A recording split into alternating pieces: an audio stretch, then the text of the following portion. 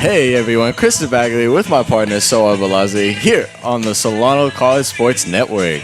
We have a great matchup today at Billy Louise Yarborough Stadium between the visiting Walnut Creek Crawdads and the Rockville Rockhounds. The Rockhounds came out on top 7-0 on Sunday. They won the first 3 out of 4 games against the Crawdads. So Soad, what do they need to do to get this 4th win? Well, it's on pitching and defense. First, specifically, Allen up there, he needs to attack the very aggressive Crawdad hitters. He needs to attack them so he gets ahead in the count quickly and retires them quickly. And defensively, they need to let the mental and physical errors go away. They can't let that hold them back. If it happens, but they need to be clean back there and help their pitcher get the W. Definitely. Pitching and defense, wins championships, and that's what the Rockhounds need to do to get this W. So you also have the lineups today for both teams. Yes, I do. All right. For the visiting Walnut Creek Crawdads, we have John Ballard playing right field, Kevin Whitaker hitting in the second spot playing third base, Josh Ballard playing second base, Whitaker playing third, Ballard playing second, hitting in the third spot, Spencer Lininger DHing in the fourth spot, Connor Casperson playing center field in the fifth spot, Nick Simmons shortstop in the sixth spot, Jake Allen playing catching today in the seventh hole, Brennen first base in the eighth position, Grant Chapman playing left field, hitting 9, and the starting pitcher is Edwin Garcia. And for the Rockhounds, we have number 23, Dominic Foscalina playing left field. In the second position, Willy Homza playing third. Max Smith playing right field in the third. Hitting cleanup, Garlind Webster, shortstop. Brandt Frazier catching today. In the sixth spot, we have Nate Gutierrez DHing. Kenny Quilliton playing first base, hitting 7th. In the eighth hole, we have Logan Finley. And then in the ninth hole, we have Vinnie Margiotta playing second base. And your starting pitcher, Chris Allen. Thank you, Saul. Appreciate that. As Allen throws a slider in there for a ball. We have a 1-1 count. Ballard leading off. Ballard grounds it over to Kenny. Bobbles it. In there is Ballard after the mishap from just kind of scuffed. To be clean. I mean, that looked kind of like a routine. Kenny should have had that. For of him. I mean, that's necessarily what you want, on Kenny's part. But, he kept it in front of him from getting Ballard to get that extra base to second. So, Whitaker steps in. Allen said, looks over to Ballard. The pitch. In there for a strike. Allen working quickly up there. Great. What you want to see from a pitcher, of course. Keeps the game moving. As Allen sets Ballard with the aggressively over there first. As Ballard goes, swing and a miss by Whitaker. In there is Ballard. Looked like Frazier kind of double clutch there. Yeah, just the transfer. Couldn't get a really good clean transfer. As Ballard steals it with ease. Sets up Whitaker here, 0-2. As Ballard takes the steal right there.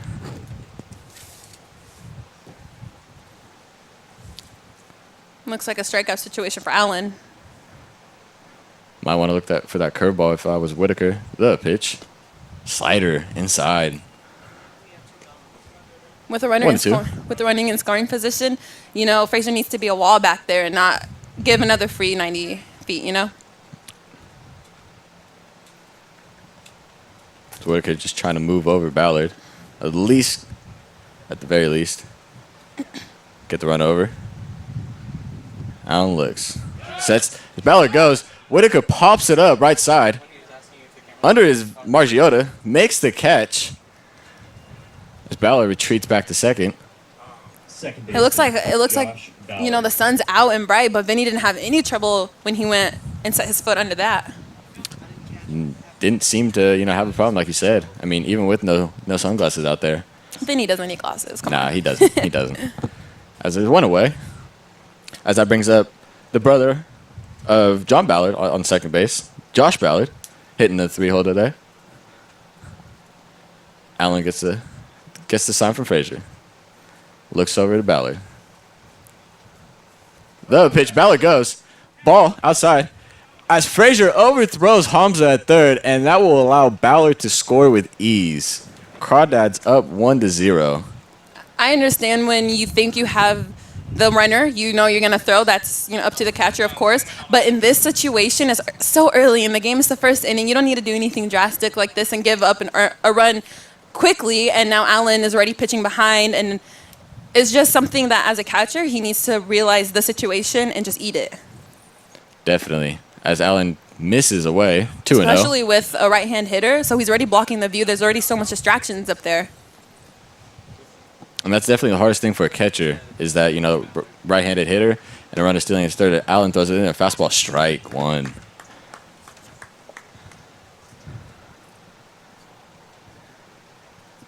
If John was still on second and Josh drove him in, do you think he swings and misses? Do you think he would have had bragging rights? Like, hey, I drove you in. But then he's like, no, but I got on base for you to do so. I wouldn't say bragging rights. I mean, that'd be like an equal little, brotherly love kind of thing. As Allen throws in a slider, as Ballard hits to the left center, hits the warning track into the wall. Rounding second is Ballard. Going for third. Webster throws into the third to Homza. Out of there! Great relay. Starting from Finley to Webster and to end it with Homza with the great tag. That was just an amazing relay right there. There's nothing you can do when the ball was hit that hard, that far. You know it's a hit regardless. Before, Garlind to just relay it perfectly to Homza and get the out. That's exactly what Allen needs up there. How about that? Coming off, a leadoff error and Ballard stealing second and third and allowing to score, comes back with that nice relay as Allen throws the first pitch strike outside. It's a good way to bounce back right there. Exactly, giving up a run on an error and then quickly bouncing back on that amazing play. Relay by Webster and Homza. As Liniger takes a slider in there, 0-2. See what Allen can do here. The pitch. Slider in the dirt, ball one.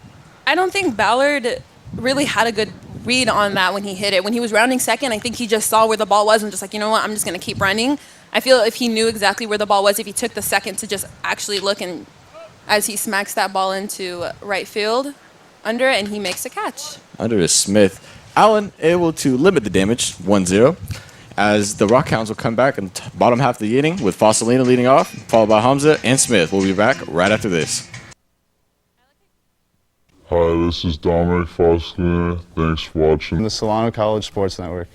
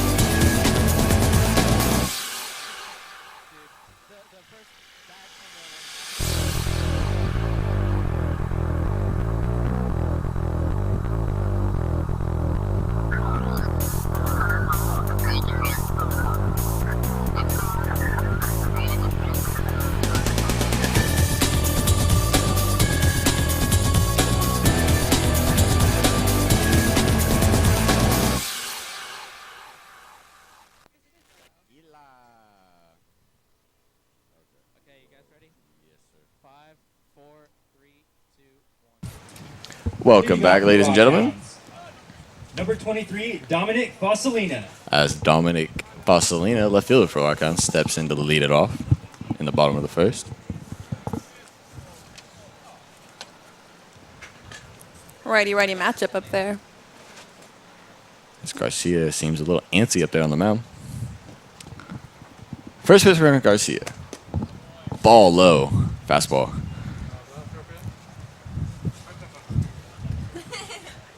Garcia's, pulling out the stirrups, looking real good up there. That's Foscalina. Fouls it. Dropped by Allen behind the plate. 1-1 the count. See if the Rockhounds can jump out to a comeback right here in the let's see, what's the word I'm looking for? Take your time. No, yeah, bounce back and tie it up. Match up the Crawdads, I guess you could say. After giving up that run on an error, after Frazier should have ate it, then they had that amazing relay by Webster to Homza. It gave them the momentum back. So the Foscalina looking to continue the momentum in their favor. And Foscalina is a great, leadoff hitter. As Garcia throws it in there. As Foscalina hits it over to Whitaker, bounces off of his knee, unable to make the play. So Foscalina is safe at first. No throw. Third baseman, Willy Homza. That looked like it just ate Whitaker right up. I thought it hit off his wrist, but maybe it did hit his knee. But regardless, it was just a great hit.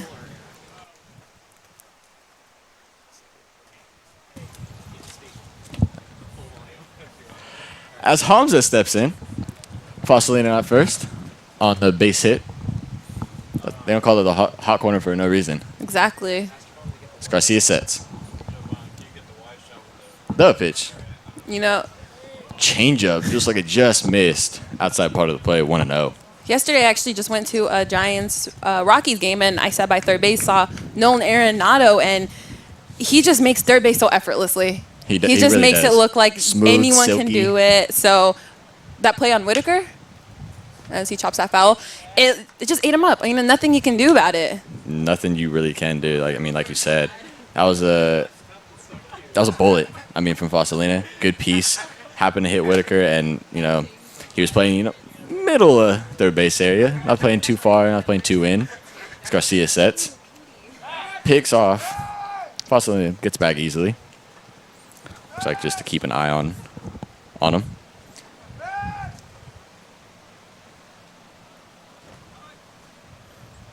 As Garcia sets, delivers, fouled from Homza.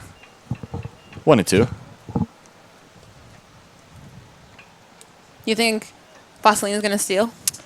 1-2 count. There's a possibility. Breaking. Garcia could mix in his breaking stuff right here, and strategical wise, strategy wise, best pitch to run on is a breaking ball. So Foscalina might take off here.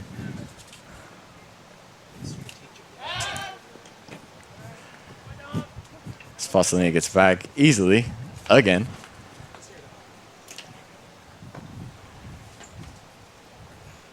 Foscalina does not need to get picked off right now in this situation. His team's down by 1 already. As Homza hits to the left field. In there for a base hit. Foscalina to the third. Mishap out there in left field. As Homza gets to second. It looked like it would have been a triple, or not a triple, but him to advance to third regardless of the mishandling in the left field. But it just doesn't, defensively wise on both teams, it doesn't look like a clean, crisp game so far, The mishandling in left, the throw over by Frazier to get the runner to score for the Crawdads, it just doesn't look as crisp and clean. We are early, so obviously there's just jitters. So nothing to really say about the team like that, but, it's kind of surprising from both these teams. Yeah, Chapman just kind of bobbled it out there and left. Luckily, Foscalina didn't score. As Smith fouls the curveball into the Crawdads dugout. Look to actually get out of play and somehow find the gap between the fence and the top of the dugout. 0-1.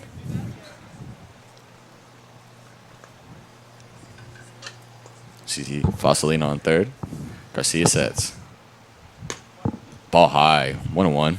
Would you be surprised if Smith, I know he's a power hitter, I know he can easily hit the gap or even over the fence, but would you be surprised if you see a little small ball here? No. With no outs? I mean, I wouldn't see it in the bottom of the first. I say let Smith swing here and see what he has. As Garcia throws a curveball low, 2-1. And here's a power hitter. Sees the ball well. Against the righty, too. Garcia not really mixing in his curveball for a strike yet. I say Smith takes a fastball here. As Garcia, changeup will look like. Out of the zone, 3-1. Very friendly hitters count right now.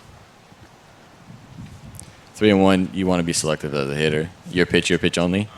Garcia doesn't have anywhere to put. I mean, he does, but that would load up bases loaded, no outs for Webster. As Garcia delivers. Smith hits it into right field. 1-1 will score as in Foscalina. Cut off. Shortstop. Great piece of Garlind hitting by Max Webster. Smith right now. They're a runner in scoring position. You got to do what you got to do to get the runner in, and he just beautiful base hit right to, right field. Ballard in right field. Cut off by Mauchline. As the Rockhounds have first and third. No out as Webster steps into the plate. Aggressively over there in first from Smith. As Garcia delivers in there. Strike one. Like a possible changeup right there. Webster is their cleanup hitter, so he's the guy to be up there when you have runners on, especially in scoring position, which is Homza. Curveball up in the zone for a ball. 1-1. In this situation, Garcia's looking for even if it scores a run, a double play. You traded in 2 outs for 1 run any day, especially if it's early in the game. Without a doubt. As Garcia picks over to first, keeps Smith close, and there's safe. Smith takes an aggressive lead still over there first. Garcia sets. Up high, fastball, 2-1.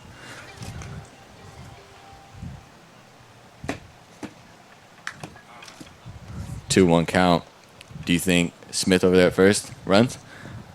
He has a very aggressive lead. I don't think he runs on this count because Garlind, I feel like he's going to put his faith in Garlind as he does not run. Garlind fouls it back right behind the booth here. 2-2 the count. Thankfully, we have a tent over here, covering us, but, a ball can still come through this. That's a little protection. So Webster steps in for the 2-2. You see Smith over there at first, taking his lead again. Pitch from Garcia, curveball low in the zone in the dirt. Webster able to take that. Full count here. If he were to run, I feel like that would have been the pitch to run on. Maybe not. Not the 3-2 right here?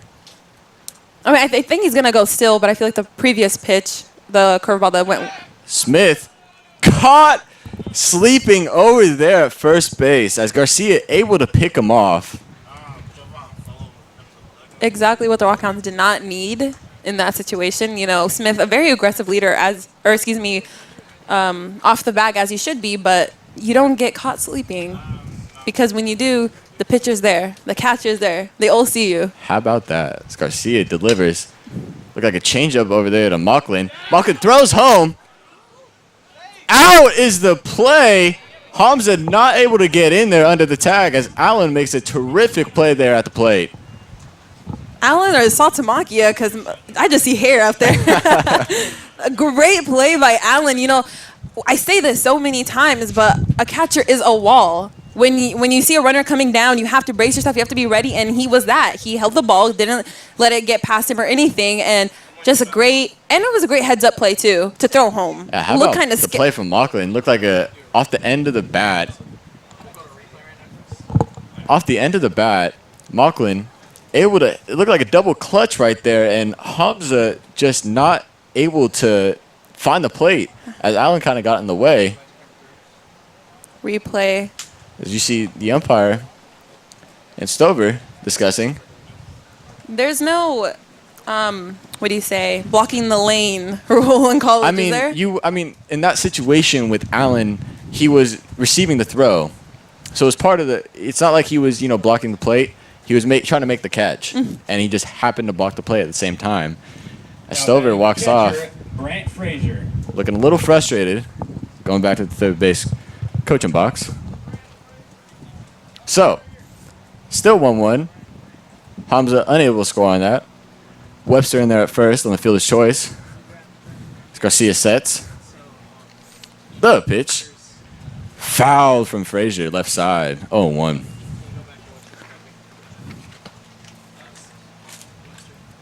Foscalina got on that error, and then Homza singled, and everything looked to be good, and then the pickoff, and then the throw to home, and it's not adding up right now for the Rockhounds. Rally killer. Can say that again. Garcia throws like a changeup, low and in at the feet of Frazier. 1-1.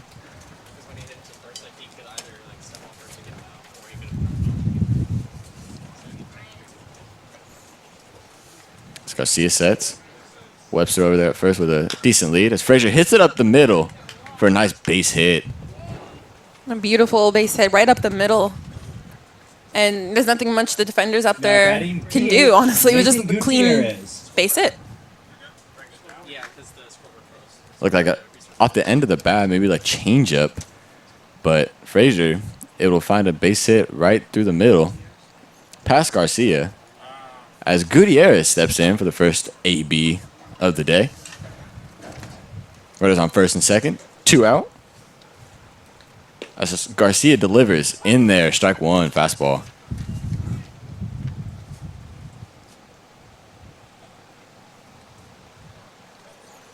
Eventful first inning. To say the least. The pitch from Garcia. Changeup outside just misses. Looks like the umpire could be having a small strike zone today. 1-1 the count.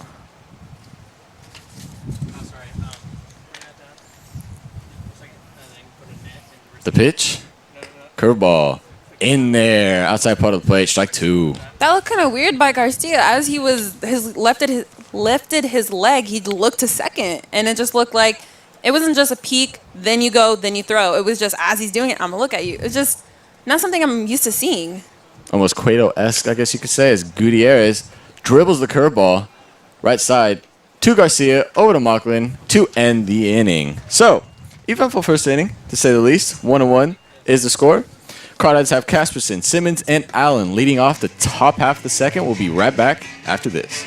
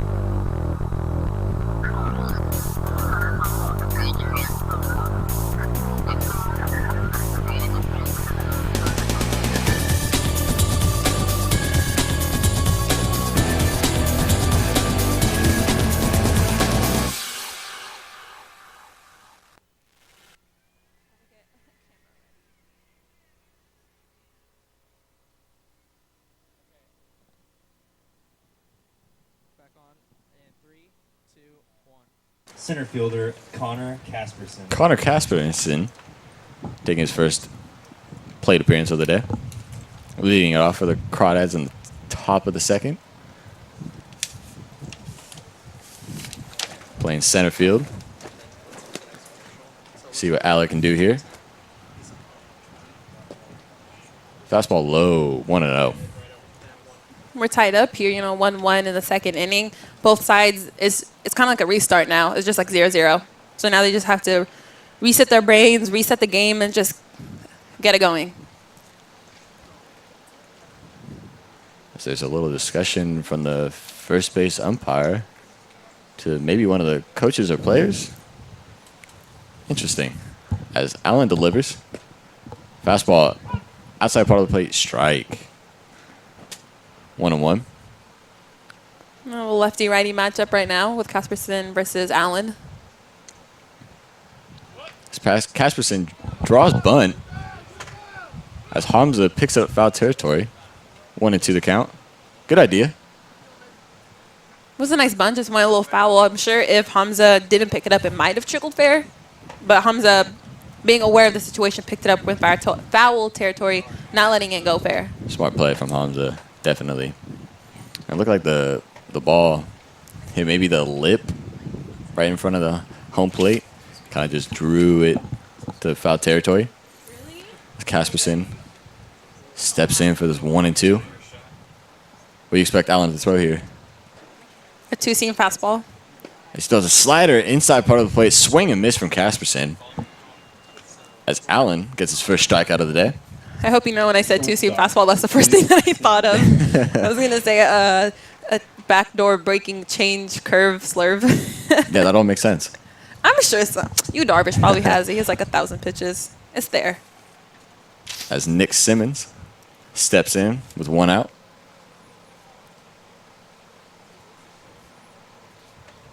The pitch, swing and a miss, 0-1.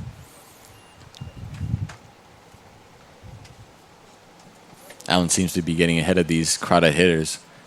So far, so good today. Exactly what he needs to do, just attack these hitters. So he throws a slider in there. Looks like it hit him. Oh, he's going to take his base now.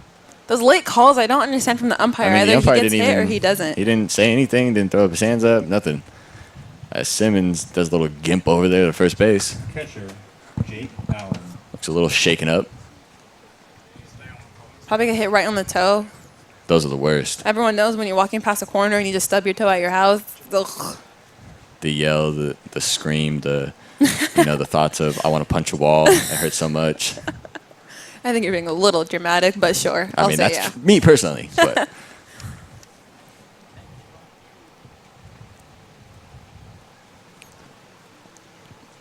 as Jake Allen steps in, big lefty for the Crawdads.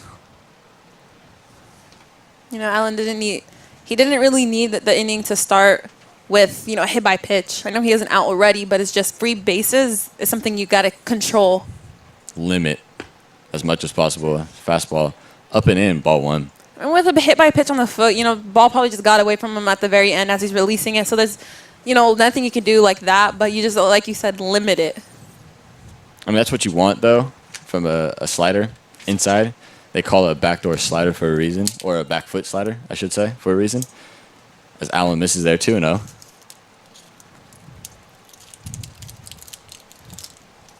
Statistically, should be a favorable matchup for Allen here, lefty-lefty. Who has advantage versus left-handed, right-hand, or excuse me? As Allen for the Crawdads pops it up to right field. And Smith having trouble with the sun. Makes the catch, though, for out number 2. In any other situation, who do you think has advantage? The left-handed pitcher or the left-handed hitter? I mean, typically, I'd say the pitcher. But it also depends. A lefty could be better against left-handed pitching for some odd reason. But, you always see that in the bigs and everything. The lefty-lefty matchup. Exactly. The whole strategy of the pitching game, honestly. So Allen throws a first pitch fastball up and away, ball one. As Mauchline steps in, first baseman for the Crawdads. See if he can get Simmons in here with 2 out. Looked like a changeup in there from Allen. Called strike, 1-1. You like what you see from him so far? I think he has really good stuff. His changeups, every pitch so far, I mean, the fastball, using it effectively. The slider, I like it against the righties, going back foot. As Mauchline fouls it back out of play. And I like the changeup, too. That first pitch changeup, you don't really see that too often.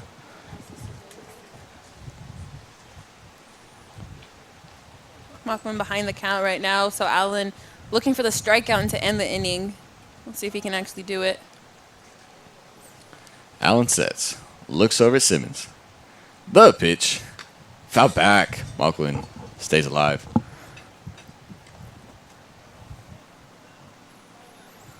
The more foul balls that, Mauchline or even any hitter hits, the more pitches they see from the pitcher, the more used to it they get. It's like hitting around in the order. It's like you see him enough times, especially in an at-bat.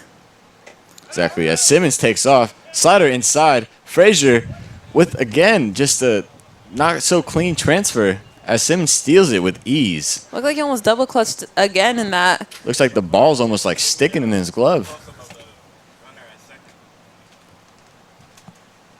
So that sets up Simmons in scoring position. Mauchline looking to drive him in. Here with 2 out. As Allen sets. Delivers. Fouled back. Just got a piece of it to stay alive in Mauchline.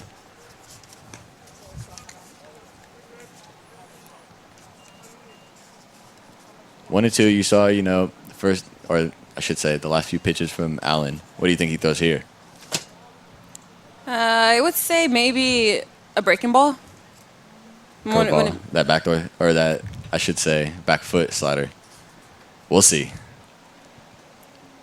Delivers. In there, fastball, inside part of the plate. Called strike 3 looking from Mauchline. So, that'll bring up Quillerton, Finley, and Margiotta for the Rockhounds. We'll be back after this. Carson Haas, thanks for watching the Solano College Sports Network. And now, an interview with Coach Stover from Soad Balazi. Hey guys, I'm Soad Balazi with the Solano College Sports Network. I'm here with Coach Stover. Coach, the Rockhounds have won the last 3 of the 4 games, and what did you see in the last? They went swing the bats better, and the biggest thing is starting pitching has been a lot better. So we'll be able to stretch out our starting pitching and makes our bullpen a little more rested. That's been kind of the key to our wins. In the first inning, Frazier made an error, overthrew third base, costed them to, for a run to score. What did you say to your guys to get them back in the inning? He's just trying to be aggressive. I'm fine with that. Welcome back. As Quillerton steps in, we apologize for the technical difficulties. Seems to be the mic not working. Quillerton taking his time up there. Had a good season with the Falcons this year. Solid power hitter for the Falcons in probably the 4-5 hole as he swings and misses on the, looked like a slider. 0-1. Garcia having really good stuff today so far. Really attacking these Rockhound hitters. He throws a curveball. Over there in Simmons. Simmons makes the play over to Mauchline. Out number 1. Center fielder, Logan Finley. As Logan Finley steps up. Big power hitter for the Rockhounds. I mean, we say big power guy. That's just an understatement. He stands 6'4", 220 pounds. Just a big guy. So Garcia throws a curveball low in the dirt. 1-0. Garcia's got to be careful with that hanging curveball to a big power hitter. And Finley. Finley fouls it left side out of play. 1-1. Did you see the Rockhounds dugout?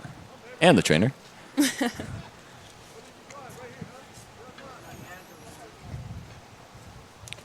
It's Garcia. Delivers. Look like a changeup blow in the dirt. 2-1. Can't fall behind to a power hitter in Finley to maybe start a rally for the Rockhounds as Finley grounds it to the first base side. Just foul right past Mauchline. 2-2. With such a power hitter, even if you're behind in the count, it's just always scary to pitch to them because if they see their pitch, they're going to hit it out the park. And especially with Finley's power, he has a few home runs on the season. Just scary. Can't leave anything up in the zone. It's Garcia, the pitch. Curveball in there. Catches Finley looking. Out number 2. Second baseman, Vinnie Margiotta. As Vinnie Margiotta steps up. Number 9 hitter for the Rockhounds. Another leadoff hitter. You know, it's something that I really like what Stover does with the lineup. You have a leadoff hitter with Foscalina, and then you have Margiotta, a leadoff hitter in the 9th spot. So you have 2 chances of, the leadoff hitter getting on. And Margiotta, a great leadoff hitter nonetheless. Margiotta fouls it over to Stover. Stover unable to make the play over there at third. I hope he didn't hear you say that. 0-1. Yeah, going back to the leadoff hitter in the number 9 hole, one team that does that is the Chicago Cubs. They put they put the pitcher in the 8 hole, and they usually have someone in the 9 hole kind of leading it off as Margiotta swings and misses out in front of that changeup from Garcia. 0-2.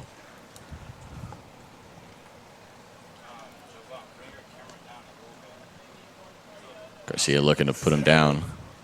Good morning, good afternoon, good night. The pitch. Change up low in the dirt again. 1-2. Margiotta hitting over 300, so it's not even just the getting on part. He can get the ball past the infielders. Don't let the size fool you, Like I said before, he's kind of a spark plug as he fouls it left side again. Still 1-2. Well, Jose Altuve up there. Definitely a good player comparison. I like that. Just because you're a small guy doesn't mean anything at all. As even Marcus Stroman, a starting pitcher for the Blue Jays, he's 5'7", throws heat, and he can dominate anybody. So Margiotta not looking for anyone to feel bad for him when it comes to height because he has the average, he has the power. I mean, like you said, take Jose Altuve in consideration. As under it is Ballard. Ends the inning. That'll bring up Chapman, Ballard, and Whitaker in the top half of the third.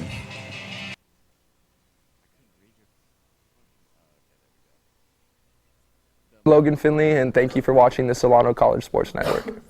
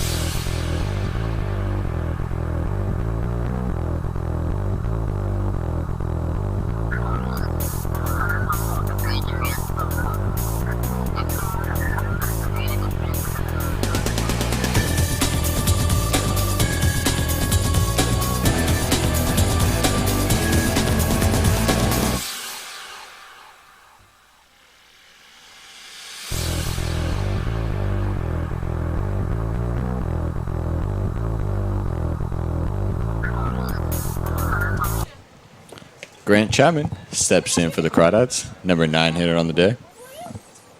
Playing left field. Had that little mishap, little hiccup in the first inning. Didn't really do much for it because regardless, the runner was going to advance to third. So as long as he got it in quickly after the little bobble, it's all good. Maybe Homza was, able to be kept at first if he does field that cleanly. Allen ready. Swing and a miss from Chapman, 0-1 on the fastball. Almost looked like he changed his mind mid-swing. Almost like a Hesitated. hesitated swing. You can't have that on the mound, or I should say up at the plate, especially against a guy in Allen working quickly and effectively so far. It looked like a fastball up in the zone, 1-1. My old softball coach used to always tell me, when you're up there, you go, go, go, go, stop. Go, go, go, and then as you're swinging, stop, So it's just a little something that always stayed with me. You make that decision before you actually take the hack. Good way to look at things. Yeah, because you don't want to, at the plate, you don't want to, no, yes at the last second. Like you said, it's yes, yes, yes, no. As Chapman swings and misses on that, again, slider. Third strikeout of the day Right for Allen. fielder, John Ballard. Sets up John Ballard here, leadoff hitter, with 1 out. We're tied up here in the top of the third, 1-1. I mean, although there's been a lot of mishaps in just the first inning. Looks like a check swing there for a strike. Unable to hold up on that. 0-1. Allen's really got that or I should say slider going. Really tight break. Almost looks like his fastball, first glimpse. And then bam, breaks off as a fastball just misses. Ballard's 1 for 1 on the day. Looking to get on base yet again. Slider in there.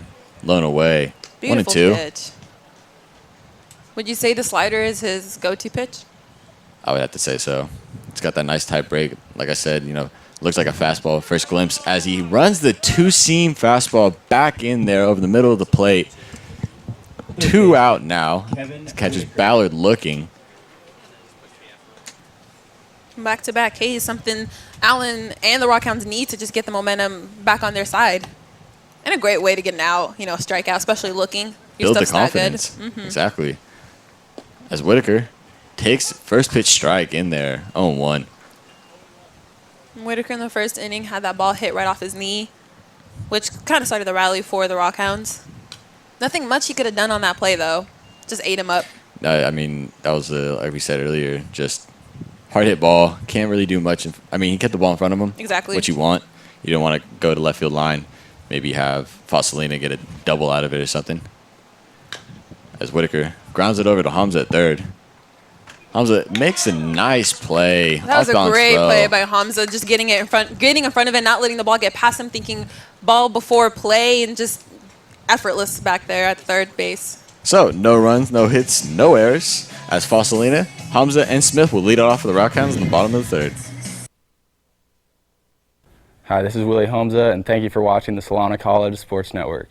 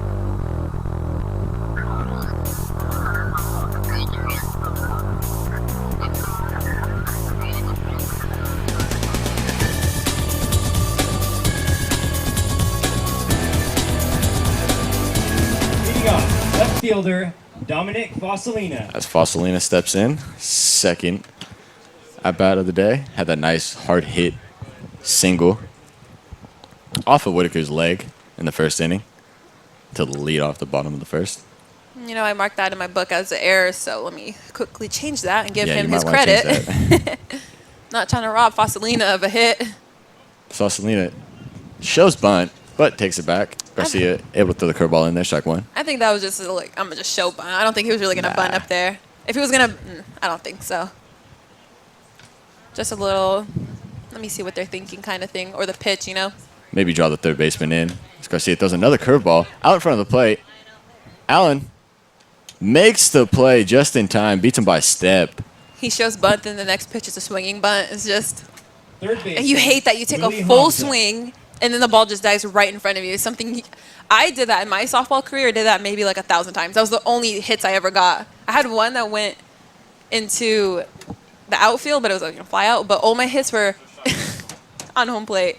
That's funny. It was embarrassing. As Willy Homza is 1 for 1 with a double today. As Homza takes the changeup low. 1-0.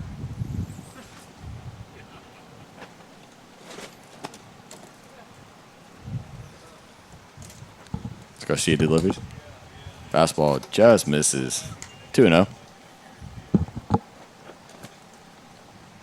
Willy Homza in the inning, the top of the third inning, made an amazing play, which resulted in the third out.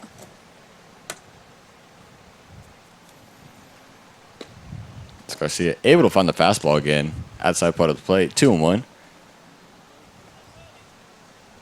You know, I love how baseball is an outdoor sport. You know, you get the fresh air, you get the beautiful skies. I'm not really a fan of the bees.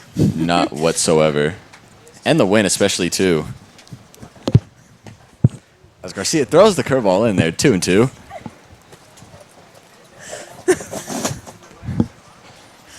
Sorry, everyone. We're having some bee technical difficulties. There's a bee in our quote-unquote booth. Will not leave Chris and I alone. No, I'm kind of scared for my life. But you know what, Chris? You're doing a great job because you're focused. As Garcia throws the changeup low in the dirt. Full count now to Homza.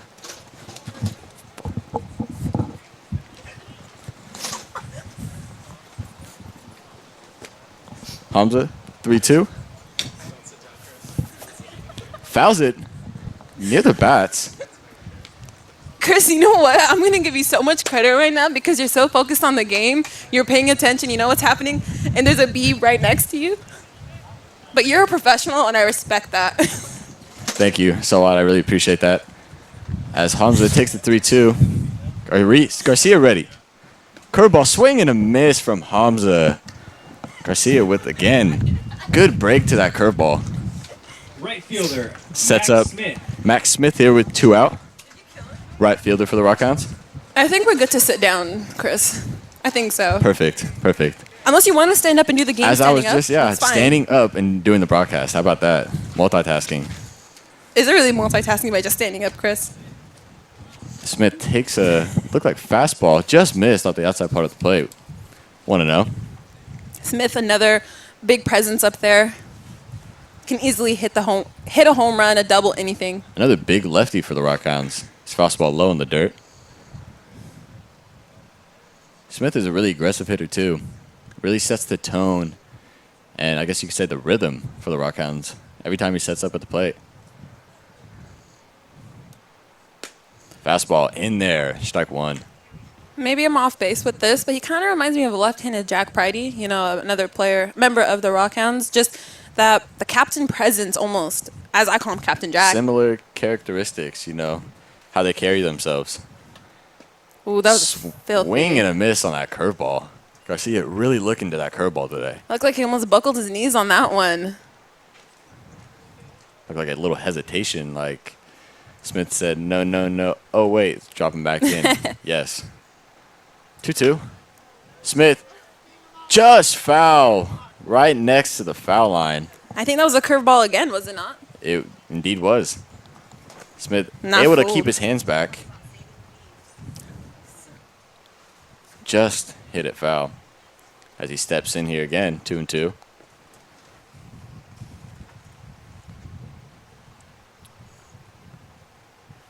Fiddles in his glove is Garcia. Delivers it to 2-2. Fastball outside part of the plate, misses 3-2. What pitch you think Garcia's going to throw here to Smith? Nothing over the plate, I assume.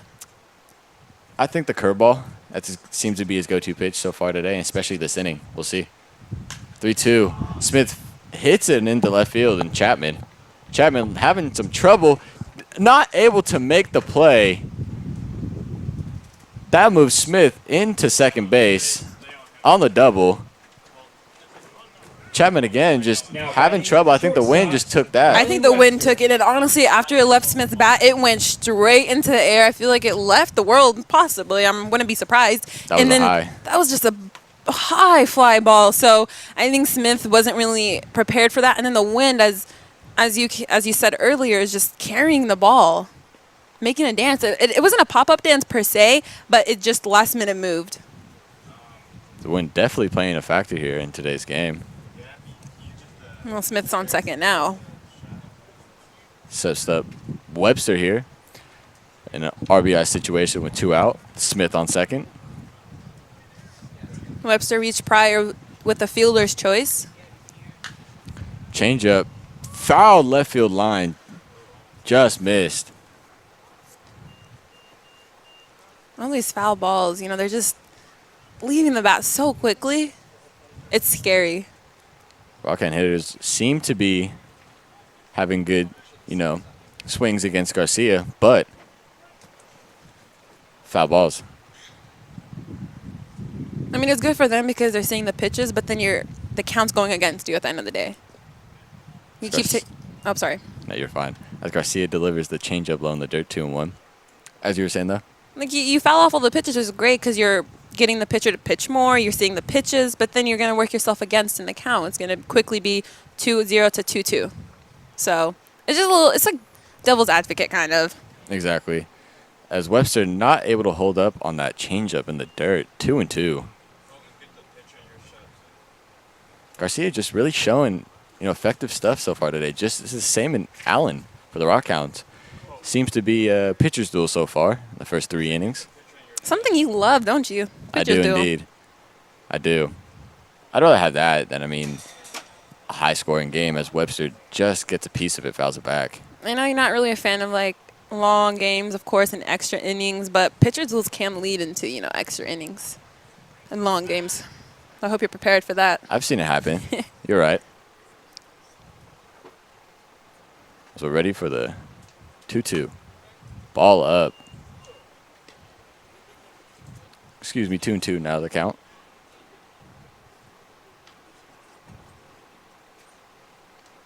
Webster looking to drive in Smith at second. Not leaving him stranded with 2 outs here. See if he can in this pitch. Garcia throws the curveball in the dirt. 3-2. Yeah, looking to, drive in Smith and take advantage of that mishap in left field in Chapman. Especially in a pitcher's duel like this, that's could be the deciding factor in the game. As Garcia sets. Fastball popped up. Ballard under it, makes the play with the wind. How about that? Rockhounds not able to take advantage on that mishap in left field. Ballard, Lineker, and Casperson leading off for the Crawdads in the top of the 4th.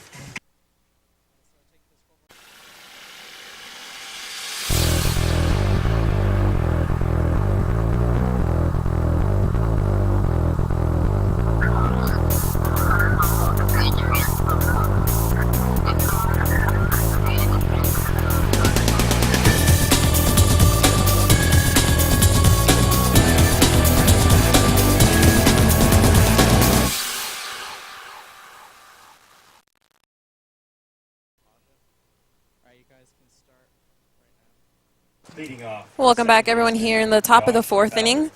Josh Ballard now stepping up to the plate. 1-1 here. Crawdads looking to not only get on, but just score and get rid of the tie. Looking to get something going. First pitch is a strike. 1-0 the count to Ballard. Has a sleeve going on today. It's windy. Maybe he's a little cold. That's just his style. It's probably just swagger. You see a lot of people do that nowadays. 1-1 the count. I know a lot of players that don't wear anything because they think it messes up their mojo. Mostly pitchers. Oh, pitchers don't wear anything. 1-2 the count now to Ballard.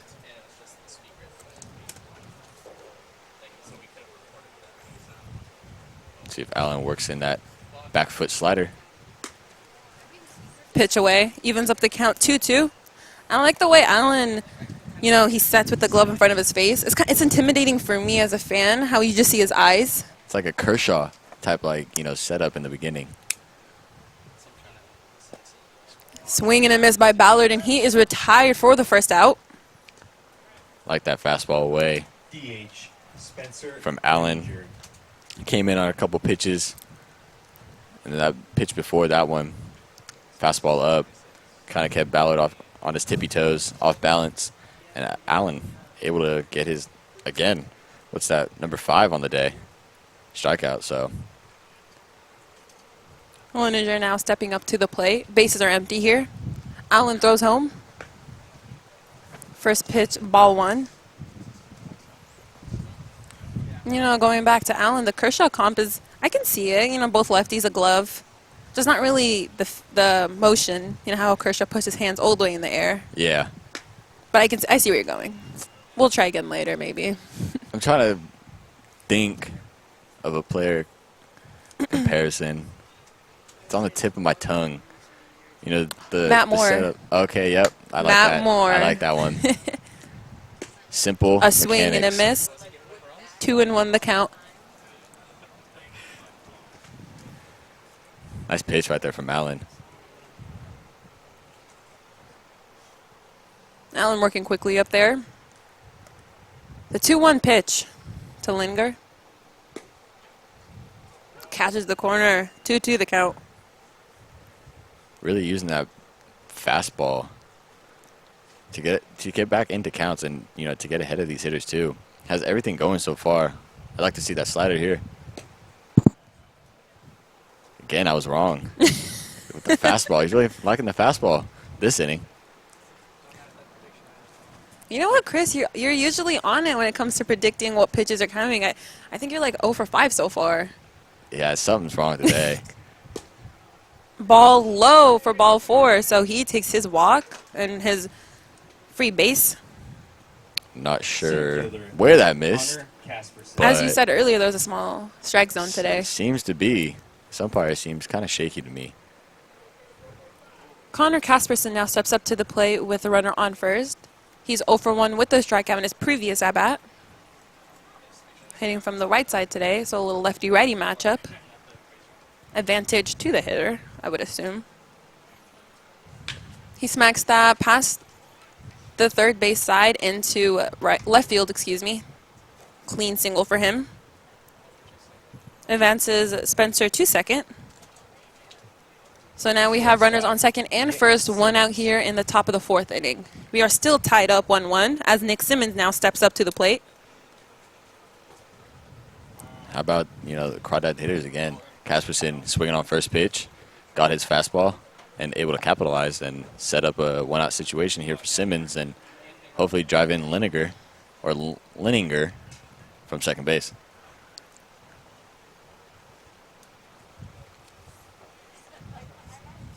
Pitch. Strike 1. 0-1 the count. Hit by a pitch in his previous at-bat and also stole a bag. So a productive on-base inning. Yeah, with the hit by pitch too. I mean, hit him in the foot, and they ended up stealing that base easily. He was just trying to deke us. Cover it up. Allen checks second, throws home. Strike 2. Like that pitch right there from Allen. Looked like it had some nice bite from that two-seam action to it. Looked like it started at Simmons and came back across the inside part of the plate. The 0-2 pitch now from Allen. What do you think he's going to throw? I'm going to give you a I'd last really chance. like to see the slider right here, that back foot. You'd like to see it or you think he's going to throw it? I think he is. Okay. Waist pitch, and then set up for that high fastball.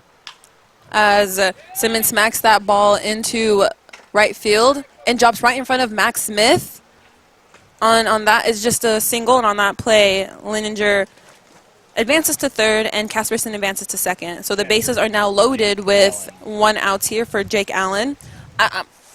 Maybe because Margiotta ran to right field, maybe Max thought he was going to get it. It died right in front of him. Terrible communication, you know, on both parts. Usually the outfielder has that call off the second baseman there. It's an easier play for the right fielder. Smith should have took charge in that, so that's on Smith. As that sets up Allen here for a difficult situation with bases juiced. Allen versus Allen. Previous at-bat flew out. I caught myself earlier. I just realized when Allen from the Crawdads flew to right field that they were both named Allen. No relation, I would assume. They don't look like each other now. Yeah, Allen's more Saltamacchia. Other Allen, more Matt Moore. We'll let you guys guess who we're talking about. The 0-1 pitch. Ooh, just misses for ball 1. Looked like Jake Allen up there was itching to swing. Held up, though, and took it for a ball. I like that slider right there from Chris Allen. Looked like if it maybe caught Jake Allen from the Crawdads, probably a rollover would have been double play out of the inning, but laid off. Yeah, like you said, it could have been a double play, so you have to know your inning, your situation. So there's one out. You don't want to just swing on anything. It will be a double play. Nonetheless, though, that was a really good miss. And Chris Allen. Sorry, I had to say the first name. Looking to get out of this. Ball just misses again, so it's a 3-1 count. I'm not sure where those last two pitches were missing exactly. They look like they're hitting just the inside corner. It's looking like it's, hitting the corner. Just right there. Frazier's not really moving his glove back there. It looks to be a clean pitch, but umpire just not calling him. Allen smacks that into right field, and on that play, Linenger scores from third. Casperson advances to third, Simmons to second, and Allen with an RBI single at first. Great job right there from Jake Allen, taking advantage of that 3-1 count. Looking for his pitch only. Probably picked up too from his previous hitters that when Allen's behind in the count, he's going to go to that fastball. And Jake Allen able to capitalize on that and drive in the Crawdads' second run and give them the lead. Brennen Mauchline now steps up to the plate. Bases are still juiced here. Crawdads now lead the Rockhounds 2-1 here in the fourth as Frazier comes back from the little pitching meeting up there. Probably telling him, getting some signs down, you think? I think so. At least just get him in a rhythm or something. Brennen smacks that foul. 0-1 the count.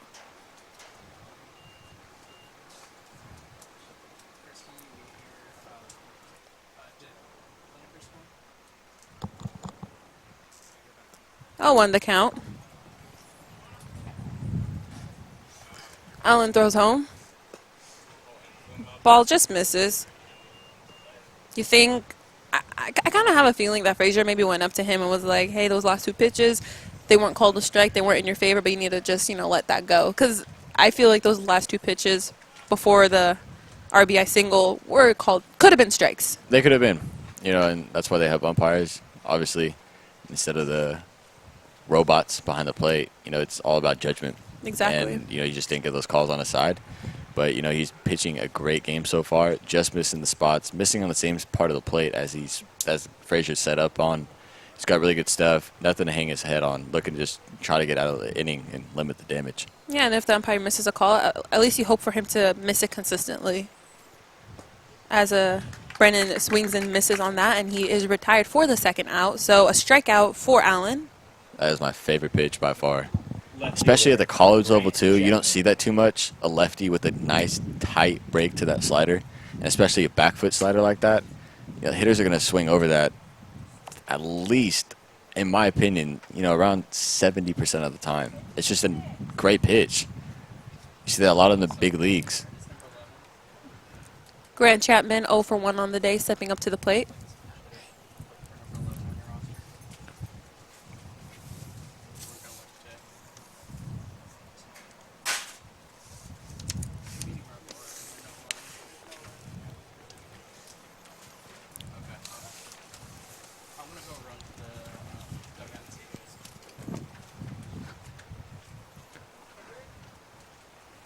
Excuse me, it's actually a pinch hitter, not Grant Chapman.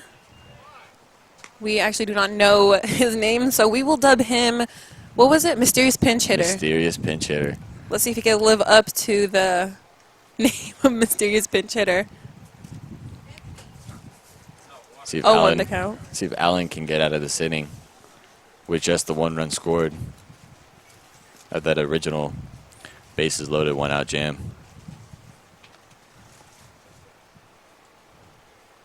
The pitch. Swing and a miss. 0-2 the count. We have Casperson at third, Simmons at second, and Allen, not Chris Allen, at first. I really like that pitch right there. A fastball again, that's his go-to so far today.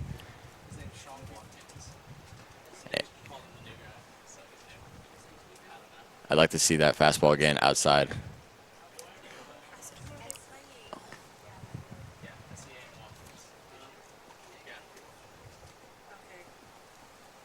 So mysterious pinch hitter is identified as Sean Watkins, and we're being told he is quote-unquote the new guy. 1-0 the count to Watkins. I think that fastball set up that slider right there. Fouls that off. You know, earlier when you were talking about your favorite pitch from Allen being that slider and whatnot, whenever you talk about pitching, you remind me kind of Al Leiter, you know, from MLB Network, how he just breaks down the pitches. Your passion for pitching, you know? I love pitching, and it's all about, numbers and, strategies. And it's not a knock. I'm not saying. No, yeah, definitely. But great pitch from Allen right there. Watkins swings and misses, and the bases are left loaded. The Crawdads do score one, so it's 2-1. We'll be right back in the bottom of the 4th inning.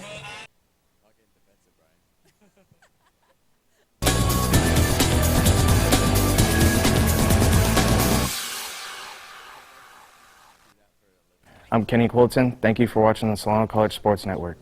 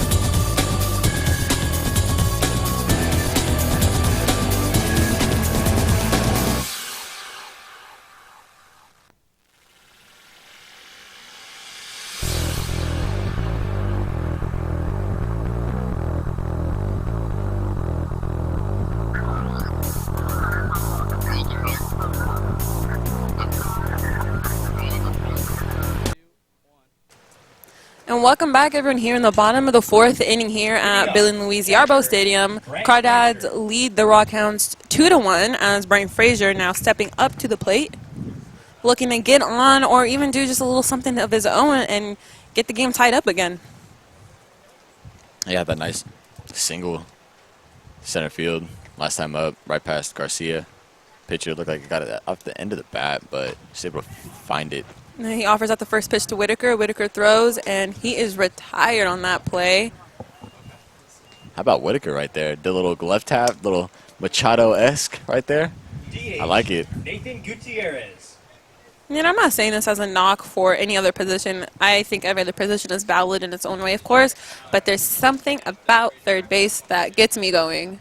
When I was younger and used to watch Eric Chavez, when now I watch Machado and Arenado, is the hot corner, and it's exciting. And I just love third base. You see all those plays that they make. I mean, it's the most exciting thing out there.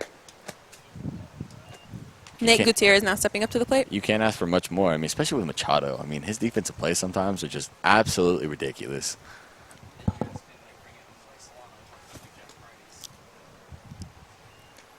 You know, for the Solano Falcons in spring, we have Jack Pridey, who's just he is a monster at third. And when I interviewed him earlier and before the summer season started, he said he loves playing third because of the hot corner, because of how quick you have to be there and how, when he said it, it makes you look cool. It really does.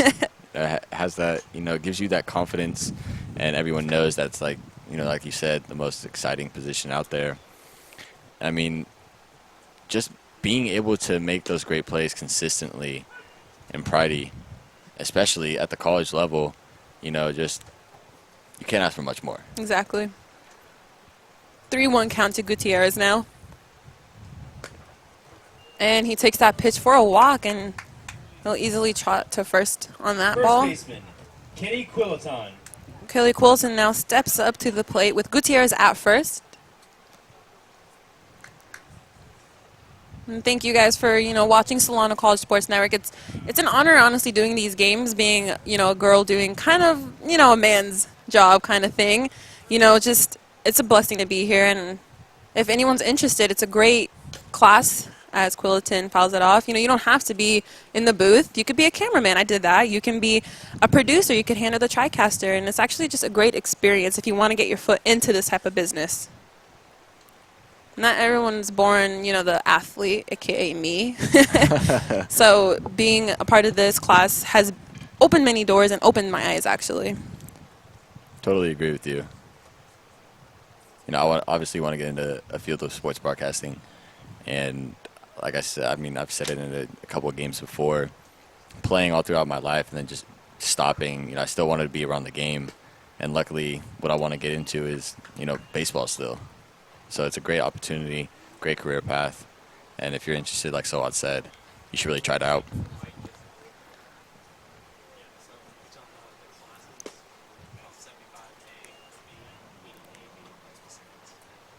So in the fall, we actually have COM 75A and 80A, and it's 2 classes a week, and we cover football. And we don't have a football team here at Solano, but Quilliton smacks that pitch to center field. Under it is Casperson, and he makes the catch, and Quilliton is retired. But, yeah, we cover the Wilsey Wood and Vaca High football team, and it's exciting and it's fun. And then we transition to basketball, and we go to all the women's and men's basketball. Come spring, we go to soccer. We do women's, men's soccer. We didn't do softball this year, but we do softball and baseball, of course. We do tennis, swim. We do it all. So it's just an amazing experience. And if you're interested, please contact Greg Poff. He is the professor of this class. As Logan Finley steps up to the plate, took the first pitch for a ball.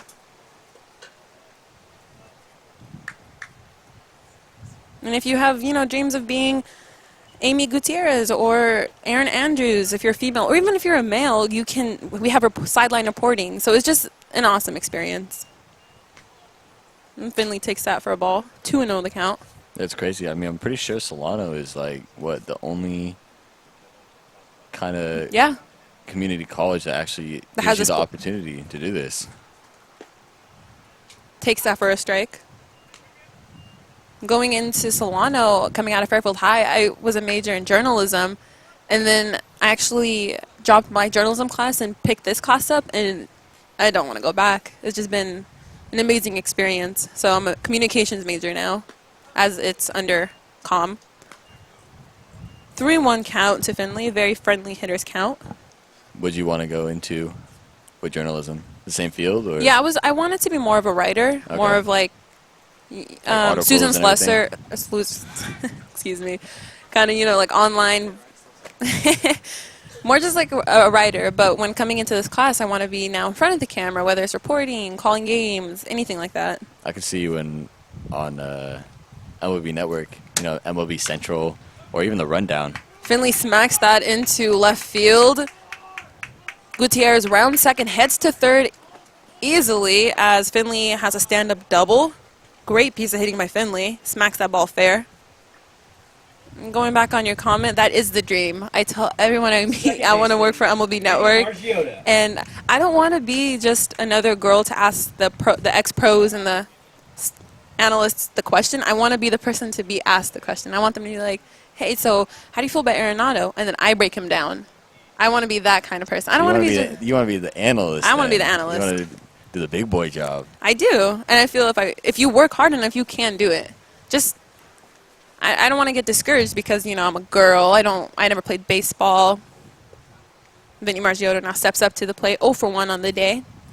Smacks that ball to Whitaker. Whitaker eats it, throws to first, and Margiotta is retired on that play. So are the Rockhounds. The Crawdads lead the Rockhounds 2-1. We'll be right back in the 5th inning. Hi, this is Nathan Gutierrez, and thank you for watching the Solano College Sports Network.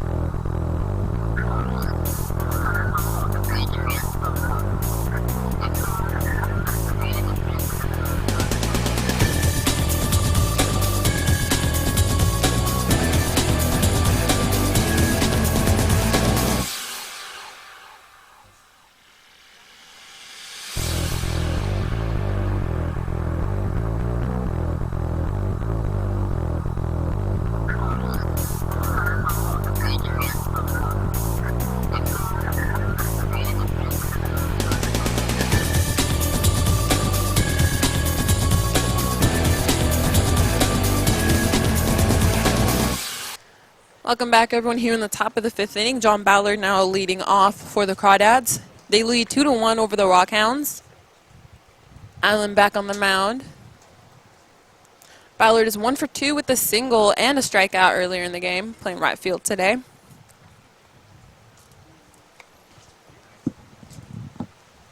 See if Allen can get a nice 1-2-3 inning after giving up a run last inning. Pitch misses for a ball. Got himself into some trouble with the defensive mishap from Smith. And I think that really cost them that run. Ballard smacks that past Kenny Quilliton into right field to Max Smith with a single. Third baseman, Kevin Whitaker. Kevin Whitaker now steps up to the plate.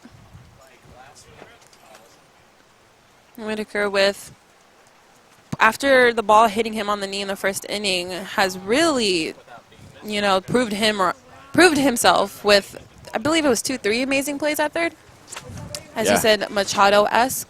He definitely, made that one that he was coming in. Like I said, that glove tap, that was really fancy. You don't really see that too often.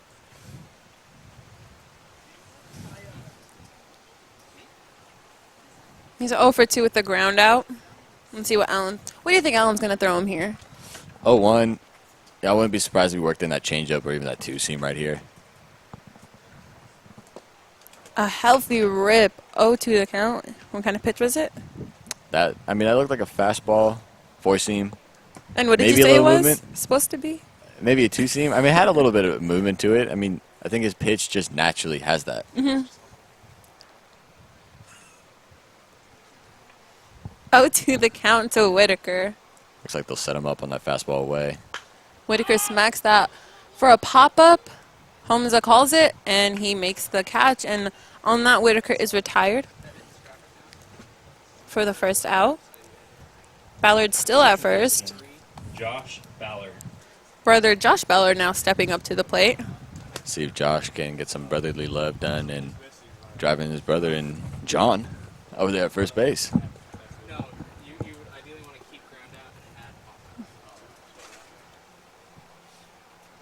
Allen throws home. John runs, and he's in there safely. That was a good all-around play. Ballard went first move, which you want to do on a lefty, and just got a great jump. Good aggressive, from the start. Allen looked like a slider. And Frazier made his first, clean transfer of the day. But Ballard just got a good jump and was able to get in there for a nice stolen base. I believe his second on the day. Allen looks at second. He throws home to Josh. John is running on to third, and he is rung up there as Frazier throws him out and redeems himself almost after the the first inning when the runner stole second and then advanced to third and then eventually scored off the error. Frazier saying, not today, not right now. Yeah, it was same guy, John Ballard. Stole that second base with ease. Didn't get a clean transfer. And Frazier not able to make the clean throw over there to third base in the first inning. But got some payback there as Ballard just got a little too aggressive. Home plate umpire thought that was strike 3. Strike 2, actually, so it's 1-2 the count. And Ballard smacks that. He did a little wave like, oh, did I really just do it? Ah, nah, it's good. Nah. He was like, no. He was like, make fun of me? Every pitch is a strike now. 2 outs here in the 5th inning. Josh Ballard now. Allen just threw that slider away. I like to see him do the back foot. That's my favorite pitch. Ballard smacks that over the jumping Webster into center field to Finley. So he's on base with a single. So on that, it's hard to just remember how John was thrown out at third. On that play, it could have been, an insurance run, but you can't think like that in baseball. So what you can do is just keep the lineup moving. Exactly. The shoulda, woulda, couldas really bite you sometimes. But, if his brother wasn't overly aggressive, that could have been an easy, RBI single to center field. Crawdads up by 3-1. But, like you said, stuff happens. Linenger now stepping up to the plate. took the first pitch for a ball. Started off that little rally they had last inning for the Crawdads. Able to score the run. He smacks that into center field. Finley chases. And right in front of Finley. And on that play, Josh Ballard, goes to third. And Lininger Connor Casperson. stops with the single. Finley older from center field, sprinting full force, but couldn't just get there fast enough. Looked like it hit off the end of the bat. And Lininger. Finley just traveled a long way from center field. If anything, I thought that would be Smith's ball. You would think that, right? Because it landed almost in right field territory. But it was great effort for Finley in center field to make up such ground. Just that in-betweener. Too far away, obviously, from Margiotta to even think about it. Maybe if Javier Baez, was played right now, he might have made the catch. Baez is something else. You see those plays the other day? Yeah. Against the Nationals? And it was a great thing that he said, too. He said that every time he makes a flashy play and he gets a lot of hype, he doesn't, as Casperson smacks that right over Allen's head and into center field. Ballard, he scores easily from third. Lininger to second, and Casperson to first with the RBI single. Nick Simmons now steps up to the plate. But yeah, in an interview, Javier Baez of the Chicago Cubs said that every flashy play he does and gets all the hype, he doesn't let that get to him. He thinks of it as just another play. And it just shows you the type of a humble player he is, and just a player that you can easily look up to. Respect, too. Yeah, exactly. Coach Dover going to the mound and making a pitching change, so that will do it for Chris Allen. As we have a pitching change now. Allen giving up 3 runs through the first 5 innings. Not a bad start at all, just the messy first inning defensively, and just couldn't get through it. Yeah, Allen should have nothing to hang his head on. He had really good stuff today. Really like that slider. 5 Ks in 4 2/3 innings.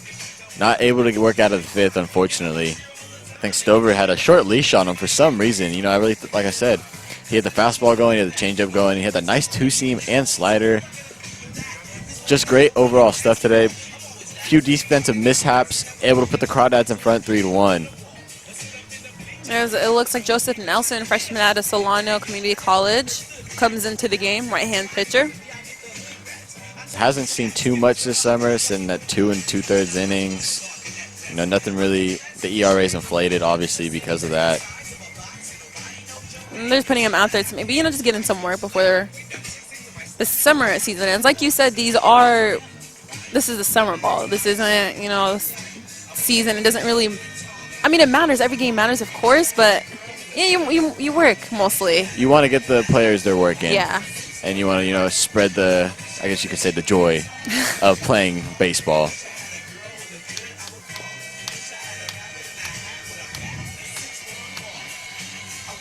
Nelson's showing pretty good stuff so far, as you see our cameraman Javon, and both cameramen.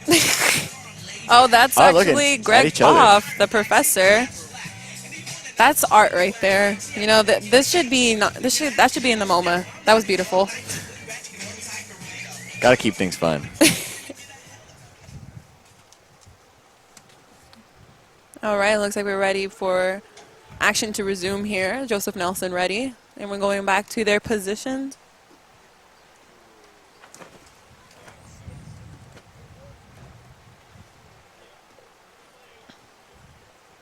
Nick Simmons now steps up to the plate, 2 away here. Lininger at second, Casperson at first. See if Nelson can find his stuff quick and able to get the Rockhounds out of the inning. First pitch misses. 1-0 the count.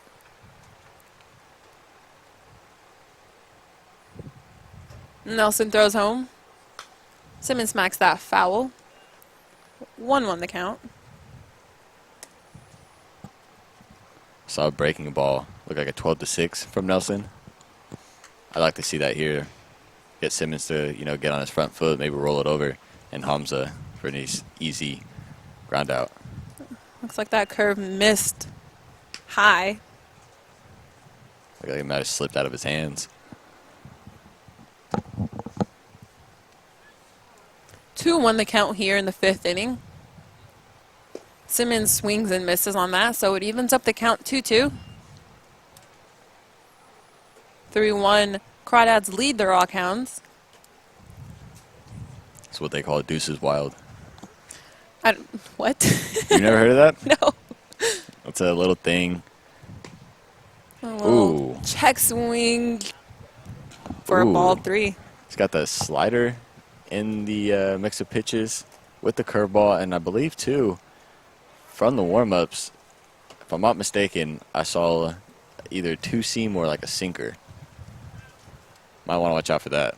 3-2 pitch, and he smacks that past Willy Homza. Lininger rounding third, heading home, and he will be there safely as Foscalina throws that ball into Willy Homza. So Simmons has an RBI single. So this inning continues for the Rockhounds. Excuse me, for the Crawdads. Just back-to-back, singles. I don't think the Crawdads today have they have one. One extra base hit, and all the rest have been singles. So it's not like, they've been over, It's not like they've been hitting the ball so hard. Power, in the gaps or down the line. It's been just simple singles, just finding the holes, and the Crawdads are just able to take advantage. Jake Allen steps up to the plate, smacks that ball to Kenny Quilliton. Kenny has it, steps to first, and he is retired on that play, and so are the Crawdads. They do lead the Rockhounds 4-1, and we'll be right back in the 5th inning.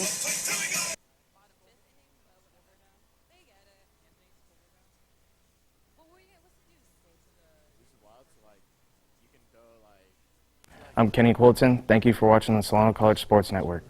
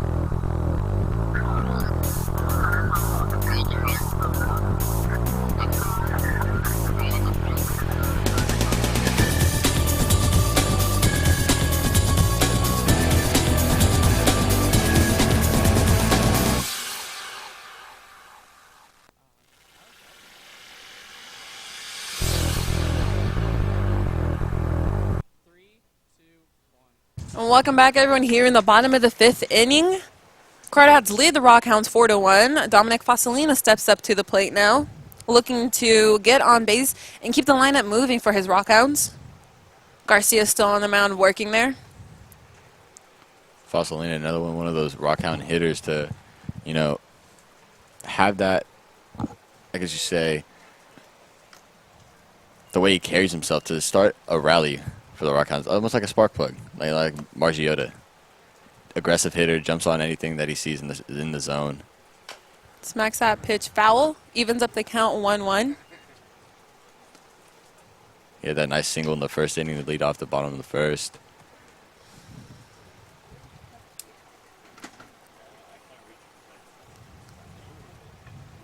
One the count.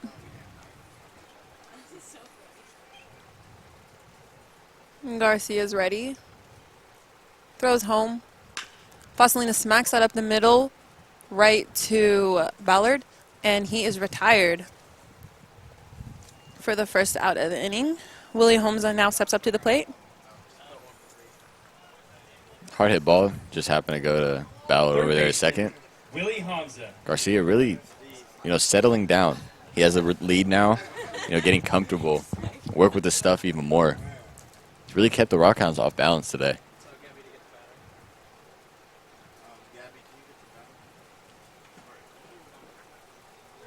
Willy Homza, another presence to be known up there.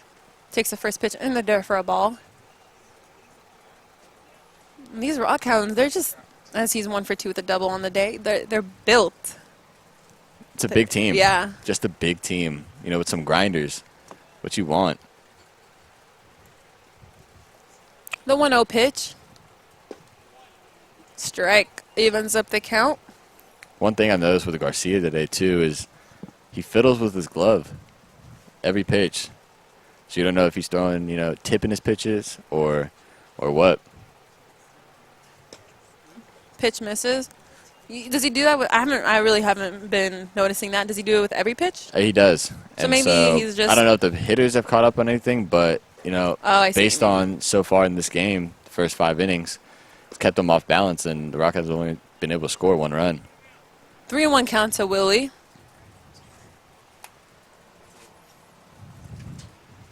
Producer Brian Nelson says a little Ryan Dempster and Garcia. Allen tried to frame that back into the strike zone, but misses. So Homza now Right fielder. goes to first Max with a Smith. with a walk. Max Smith now steps up to the plate. 1 away here. Going back on the Dempster comparison, Dempster, he didn't do it at the start. He had it like middle of the way through, and like he shook his glove, and like as he separated almost.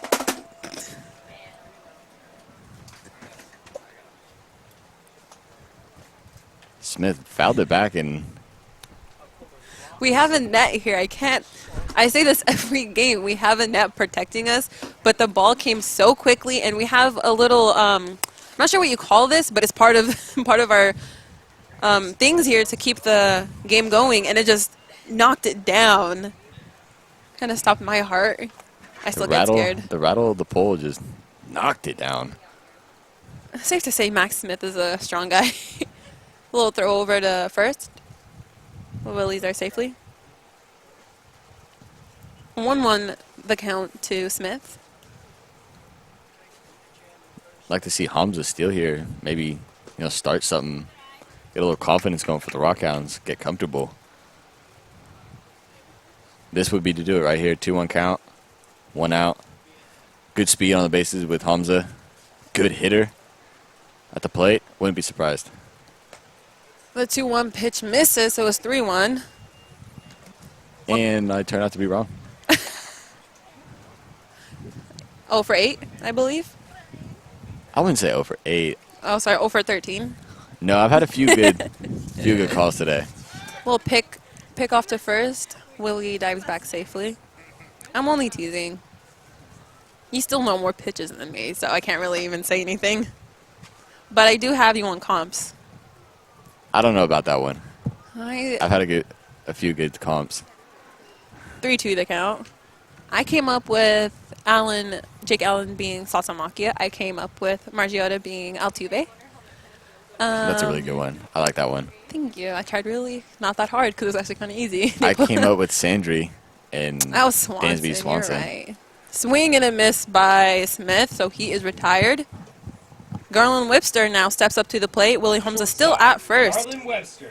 A couple games ago after they beat the Crawdads, actually, I interviewed him for the Best Buy Player of the Game, and I asked him what he thought of us calling him Swanson, and he was humbled. He said that he appreciates it, but he doesn't think he's on his level yet, of course, but nonetheless, he was appreciative. So now I have to go to every other player and ask how they feel. As Garland smacks that to Simmons, Simmons throws over, and Brennan's off the plate and does not tag Webster, so Webster's there safely. So great hustle by Garlind Webster. Now batting catcher, Brandt Frazier. Yeah, Simmons, I do not know what he was thinking right there. Took the back hop instead of coming, forward and taking the aggressive hop, and just kind of Cadillaced it over there at shortstop, and Webster able to take advantage with nice hustle. Pulled Mauchline over there at first on the back, off the back. Brandt Frazier now steps up to the plate. Brandt smacks that ball into left field, and it is gone. A 3-run jack for Brandt Frazier. Cleared the fence. Right off the bat, you can tell that was a home run. Great job right there from Frazier. Pulled his hands in on that inside fastball and drove it over that short porch in left field around probably at 350.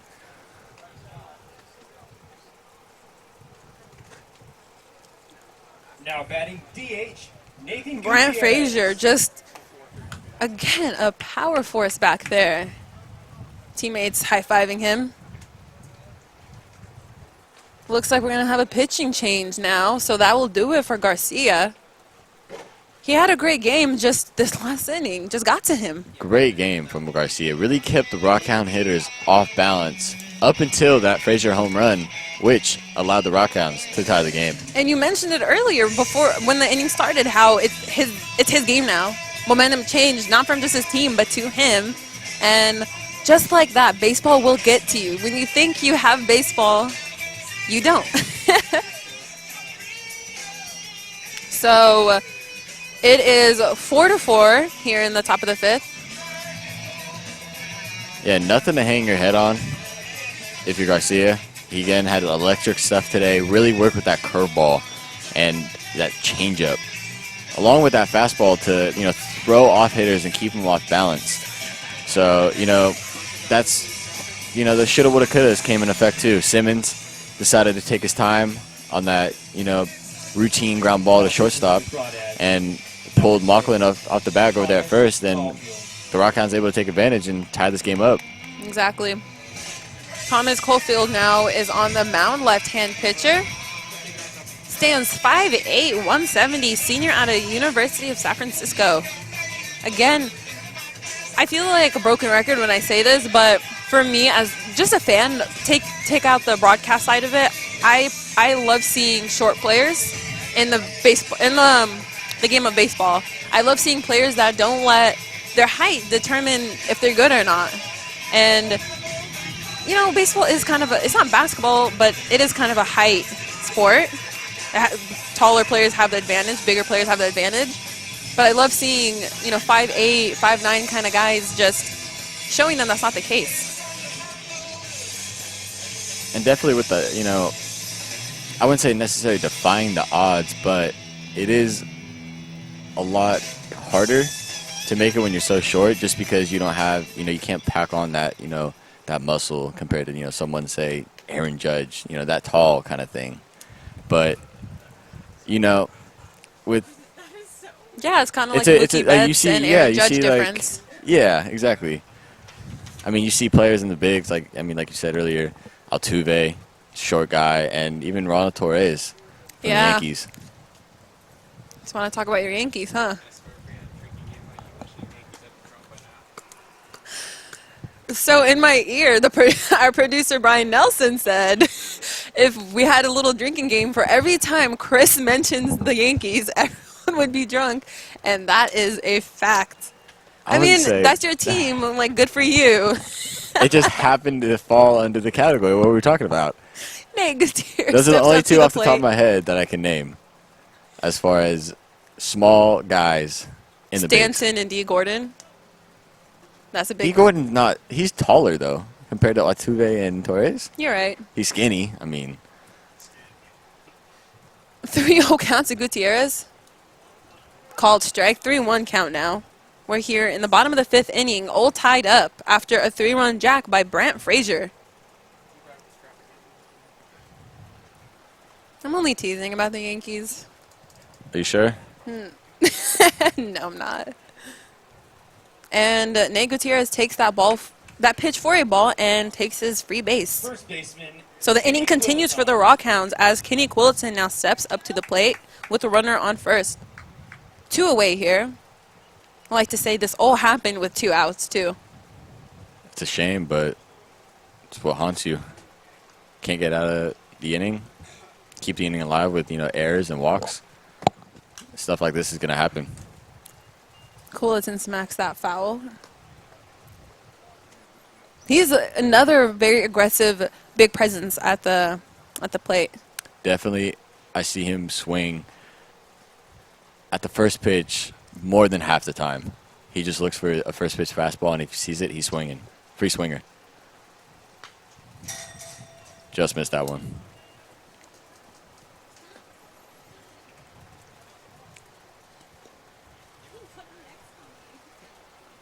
If Quilton gets on, Logan Finley will have an opportunity to hit with runners in scoring position. The 0-2 count, or the 0-2 pitch, excuse me, to Quilton. Cauliflower throws. And that is foul. Good curveball from Caulfield. See if we can get that even lower. Maybe catch Kenny swinging. Get the Crawdads out of the inning.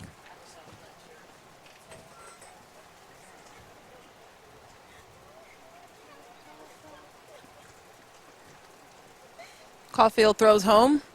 Kenny takes that for a ball, so it's 1-2 the count. That looked like a strike, at least from the booth. From the monitor it did too. But again, this umpire, small strike zone. Not really pitcher friendly. If you're going to have a small strike, if you're going to have an umpire like that, at least you hope for it to be consistent.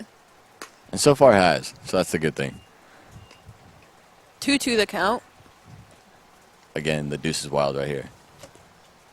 It's a baseball thing. All right, baseball player. Sorry about that.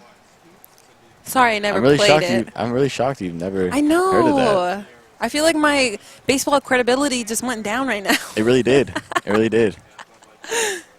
A baseball deuce is what's up? What'd you say? I don't even know. Wow. It's deuce is wild. 2-2 count to Kenny Quilton. Ball low, full count now. Deuce is wild. Deuce is wild. I'll And now it's Google not. it. It's full count. It's 3-2, so it's not No, a deuce yeah, is wild. exactly. Because deuce means 2. That it does. Okay, thank you. Good job, Soad.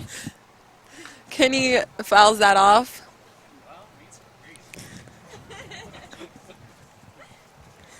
Gutierrez was running on that pitch.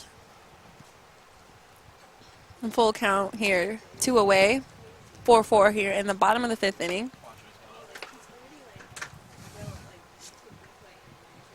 I just try my best here, to keep everyone excited as Kenny fouls that off again.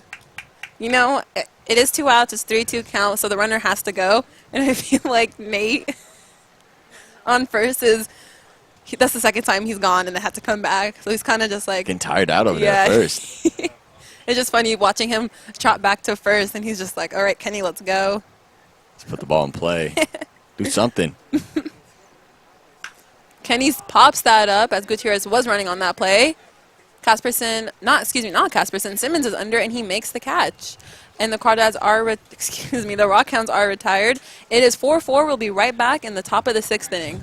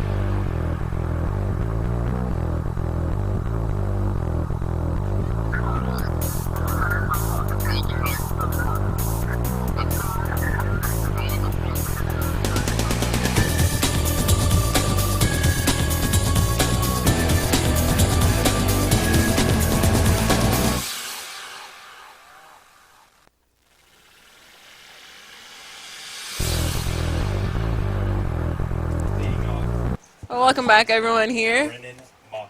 Well, we're back here in the top of the 6th inning. Brennen Mauchline now steps up to the plate. It's 4-4, all tied up after a Brandt Frazier 3-run home run. Nelson able to get himself and the Rockhounds out of the damage last half inning. Or I should say last inning. See if he can get a nice comeback 1-2-3 and keep that strong outing. Mauchline takes the first pitch for a ball. Nelson throws home. Misses. So evens up the count 1-1.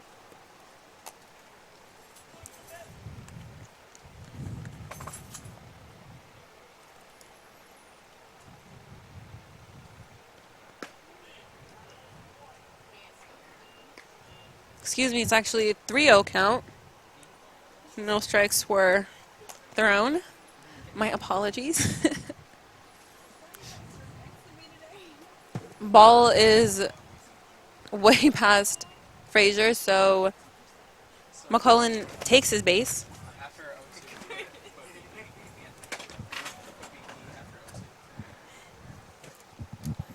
So another free base given up from the Rockhounds. Not what you wanted for Nelson. Especially, getting his team out of that jam, like I said, last half inning. And starting off with the leadoff walk, those will, most of the time come back and haunt you. And we've seen it before, so it's not something unseen. As Sean Watkins steps up to the plate, he pinch hit earlier and struck out in his only at-bat. Took the first pitch for a strike. Brennen at first. And a quick 0-2 to Watkins. Nice curveball. Nice bite to it, nice break. Fell right off the table. I'd like to see him throw that again, but even lower. Nelson's ready. He throws home. And it went right behind Watkins, and Brennen easily trots to second after that wild pitch. Don't know what happened with that. What kind of pitch was that? That's a fastball, and that's one way to get him off the plate, that's for sure. might have spooked Watkins up there at the plate. I mean, here with the fastball thrown behind me, I'd probably back off maybe a half a step, maybe something. But if I was Nelson up there on the mound, I'd throw the curveball. Kind of scare him. Watkins smacks that foul. Quilliton chases but gives up as that drifts outside. 1-2 count still to Watkins. After that wild pitch, the runner is in scoring position, so just one single and they can take the lead.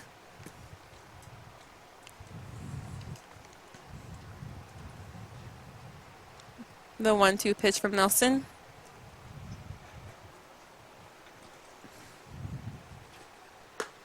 Inside, 2-2 the count. I like that fastball, even though it missed. Again, inside part of the plate.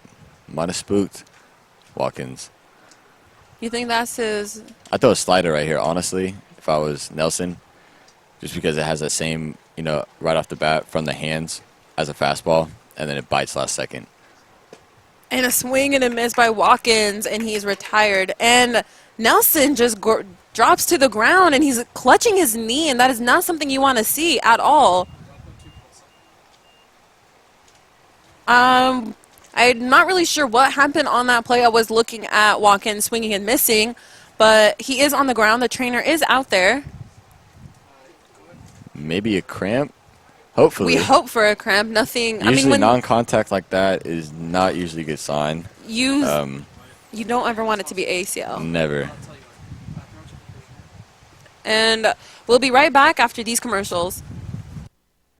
If you have an interest in a career in sports broadcasting, whether it's behind the scenes or on camera, then this is the class for you. Class is held every Wednesday from 1:30 to 4:30 in room 121 alongside the library building. For more information, contact Greg Poff. That's me at solano.edu. We hope to see you here next semester. And remember, it's more than just sports. It's an education.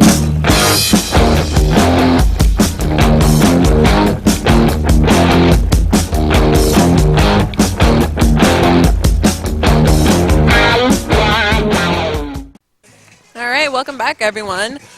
I'm still not sure what happened with Joseph Nelson on the mound. Looks like it could be hopefully just a cramp, nothing more of that. So we have a new pitcher. We have Kyle Krebs, and partner Chris is going to tell you guys a little something about him. He's got 3 innings on the year so far. 15 ERA. You know, it's inflated just because of the innings pitched. Exactly. And he's got 2 Ks. Just looking to get some work in. We've seen him before.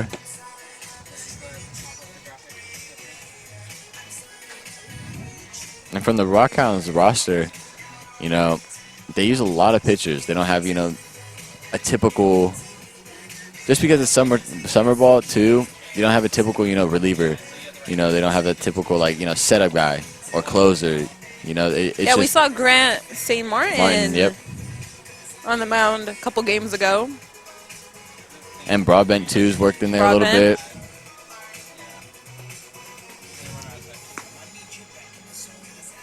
All right, so Krebs has to come in this unfortunate situation for the Rockhounds. Right fielder, John Ballard. John Ballard now steps up to the plate. We have Brennan at second and Sean Watkins at first.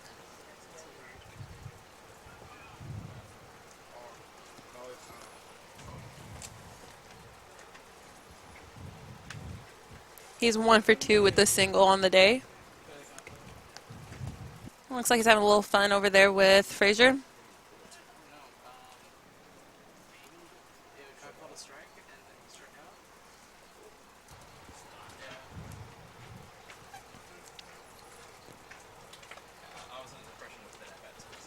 See if Krebs can come off the bench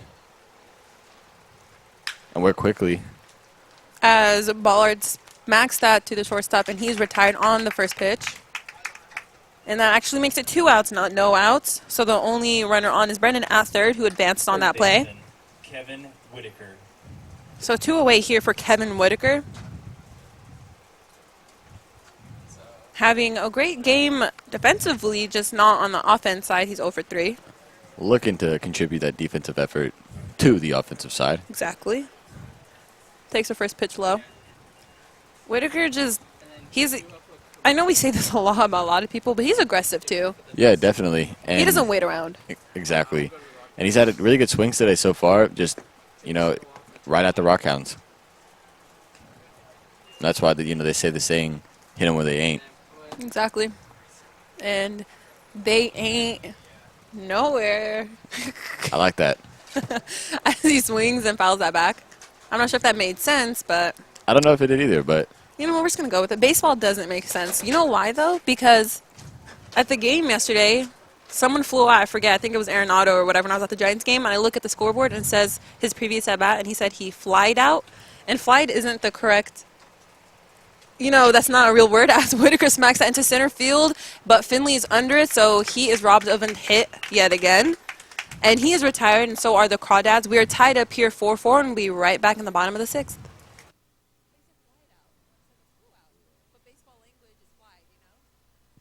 Hi, this is Kyle Krebs. Thanks for watching the Solano College Sports Network.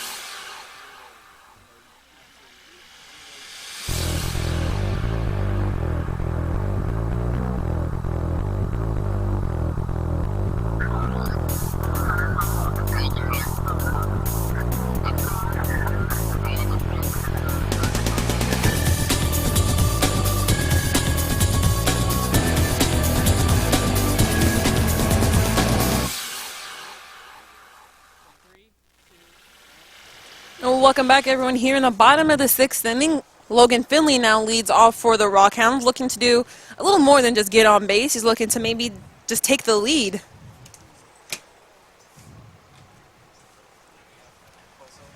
Caulfield still on the mound. Finley 1 for 2 on the day with a double. Took the first pitch low. Finley definitely a hitter that you want to start off an inning, especially late in the game. Power lefty, but also going against a lefty. We don't know how he does against lefties. Whether that is his strength or his weakness. But we'll see here. 2-0 the count. Finley smacks that ball into left field. However, under it is Chapman, and he makes the catch. My gosh, that looked like it was just going to clear the fences and maybe get into the trees back there, but maybe the wind, I don't know what happened, but it just died down right in front of Chapman. Looks like he just got under it. Sounded good off the bat, but Watkins over there and left able to get under it and corral it for the first out. He is retired for the first out, and Vinnie Margiotta, a.k.a. Jose Altuve, steps up to the plate. 0 for 2 on the day. Swing and a miss. This is the guy. They get on. If he gets on right here. Oh, he's a force. Foscalina, that brings up the top of the order. Foscalina, Homza, Smith. Great 1-2-3 hitters. You could see the Rockhounds get something going here. And when he gets on base, as he chops that to first base and dropped it by Brennen, but he recovers and throws to Caulfield, and Margiotta is out. But if he did get on base, no one wants him on base because he's just scary, because he can steal. And on an easy bunt, he could advance to third on a little error. So Vinny he puts pressure on the pressure. That's what I was defense. looking for. Dominic Foscalina now steps up to the plate. 2 away here. A quick 2 outs for Caulfield. Foscalina 1 for 3 with a single. Smacks that foul. And I don't know about you, but playing infield, there were some guys where I used to play that when you saw them running, they would put pressure on you just because the way they ran and how aggressively they ran. And it would put more pressure on you as a defensive player to, make sure you get that play cleanly, field it cleanly. Exactly, yeah. That's why Billy Hamilton, when he's on base, all the defenders, whether it's outfielders, third base, shortstop, second base, catcher, pitcher, everyone's worried now, and they have to overthink every pitch. You have to overthink every play. The bench is worried now. Now they have to change their signs up. So you don't have to be a power hitter. You don't even have to be. You could hit like 260. You could That's not exactly even be. what he's doing. I mean, Exactly. You look at the Reds' recipe of scoring the first run. Literally, it's Hamilton gets on from a walk, error, base hit. Steals second, steals third, and then someone, drives them in. 2-2 the count to Foscalina now. But it's just speed kills. I know that's a little lingo that D. Gordon goes by. Speed kills. It puts, like we just said, puts the defense under pressure. And, it just makes them play defense. As, cliche as that sounds, how ironic that sounds. Literally, that's half the battle. Is defense just playing defense, and as long as you can keep putting the balls in play, put the pressure on the defense, sooner or later they'll make that error, which will cost, maybe them the game. So now they have to think about play over ball and error. Foscalina swings and misses, and he is retired. So a great inning for Thomas Caulfield, and the Rockhounds are retired. We will be right back in the top of the 7th inning.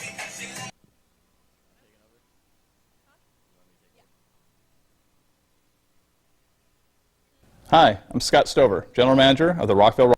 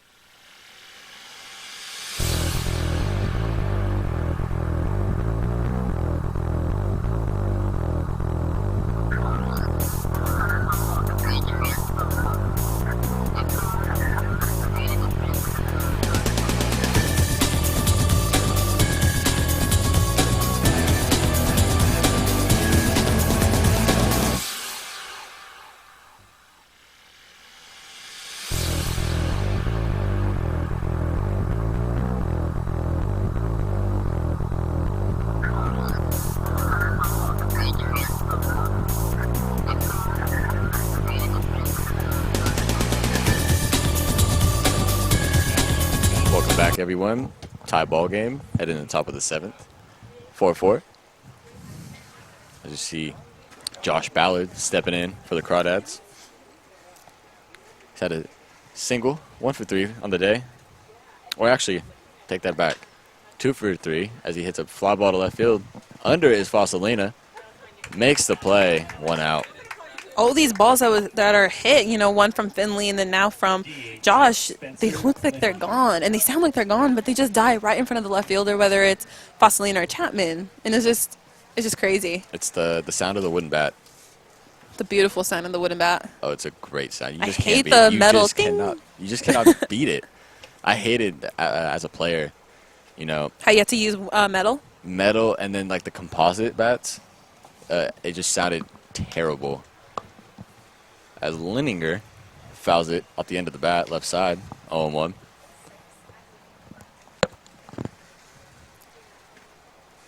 As you see, number 30, Wyatt. Chasing down the balls. As a player, I hated that when my coach would be like, anyone on that? Like, not me. Please, not me. But, you know, as a bench warmer, you got to do that. Got to. It's a necessity. Krebs sets. Wind up. Curveball just misses. He just missed top part of the zone. 2-1. If I'm not mistaken, too, Linninger is a switch hitter?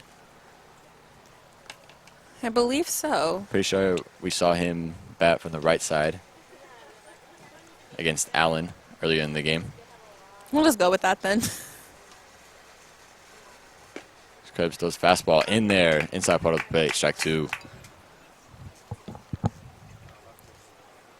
You know, there's certain players, whether it's the majors or not, that their coaches know that they can't, or their managers know that they can't hit a lefty well, so they bench him. So as he takes out for a ball, as a switch hitter, it's to your advantage. Now you don't have to sit out. Now you can play every game and, like you say, grind it out. So being a switch hitter is just, it's good for your team, of course, but for you too, because now you're going to get more playing opportunities instead of being benched because it's a lefty-lefty matchup. It puts more pressure on the opposing team. Yeah, so they can't do the switch the pitcher, you know what I mean? Like in every hitter, like Bruce Bochy's famously known for. As Linninger takes a walk here. Connor Casperson. As Casperson steps up. Again, a switch hitter for the Crawdads. First at bat from the left side today.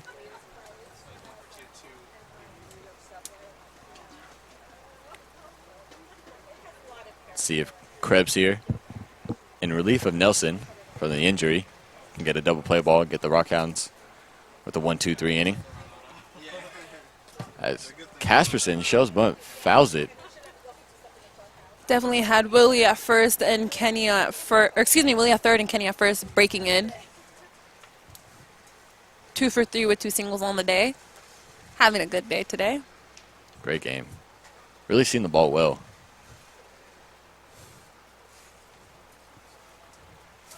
As Casperson steps in. Game was started by Chris Allen today. Now it's Kyle Krebs on the mound. Who again just did a great job.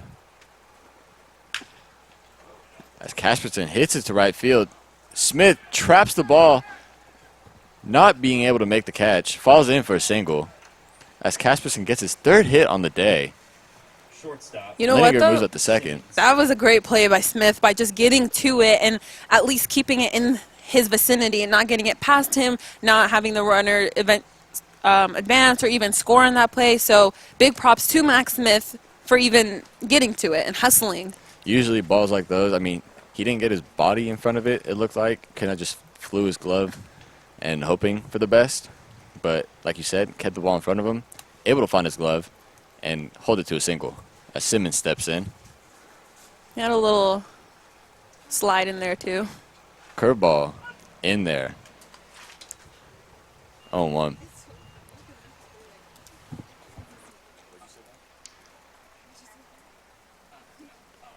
Krebs keeping a little check on second. I kind of don't want him to focus on the runner on second, you know. Just focus on the hitter because it is tie. So it's like a 0-0 game. It's first inning 0-0. That's how you got to look at it. Exactly. So Krebs needs to just focus on the hitter. But I get it, you have to look over naturally. As Krebs throws a fastball out of the zone, 1-1.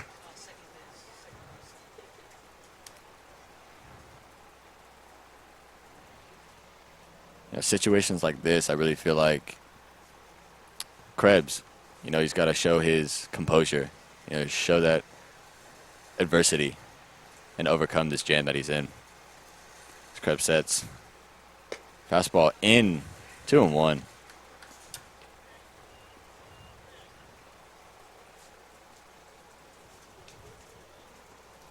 Now you see Spencer's right over there. Garland not too far behind him. Keeping an eye on him. Playing regular depth at shortstop, though. Krebs delivers. Out into right. Right in front of Smith. Looks like it's going to fall. It does. Smith throws it home. Right to Frazier. Ball falls in for a hit. Bases are now loaded with Mauchline stepping up to the plate. That was a great throw by Smith. Luckily, But it was, yeah, I know. Yeah, Kenny wasn't there in the cutoff area like he should have been. And, like you said, luckily Smith was able to make a fantastic throw from right on a line to Frazier. Sometimes defensively you're just out there and you're not thinking. And so plays happen and you're just like, you're caught watching instead of actually doing. So Kenny, they're caught watching. I know, first and third are usually the cutoff when it's depending on where the ball is hit. But thankfully, Frazier was there to make the catch and not let it go past him and hit the backstop. And on that play, too, Krebs was not backing up, so that would have been an ugly so play. Exactly. For the Rockhounds. He throws a fastball, foul back. They should watch Bill's blackboard. He actually broke down the little defensive thing on MLB Central a month or two ago. Really? Yeah, he did this really cool thing of because he hates errors. Oh man, Bill Ripken, he hates errors. Everyone does. But he broke it down where pitcher should be on a play, where third baseman or catcher, shortstops are supposed to be relay, this and that. So it was really good. So if anyone's interested, Google that. Look it up.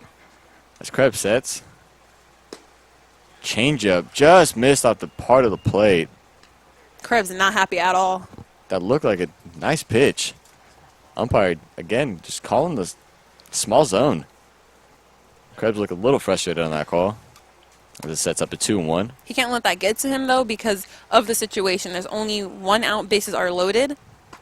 And so he can't afford to get behind in the count like he is now 3-1, because now a ball is going to be a bases loaded walk or a hit or anything like that. So he needs to shake that off no matter how bad he feels, no matter how much he thinks that should have been a strike, and just let it go.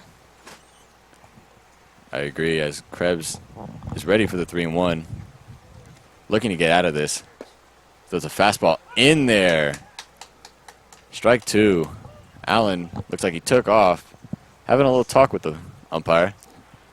Not agreeing with the call. He did take off, but it looked like he was going to the dugout, so that kind of threw me off. I thought he thought that was strike 2, but then I guess he thought it was ball 4. And I'm not sure. Umpires hate that for sure because they look at it as you're showing me up. And that's a ball, so he takes his base, and that actually walks in a run. So the tie went from 4-4 to 5-4 Crawdads over the Rockhounds. As Krebs walks Allen, like Soad said, and we have a mound visit.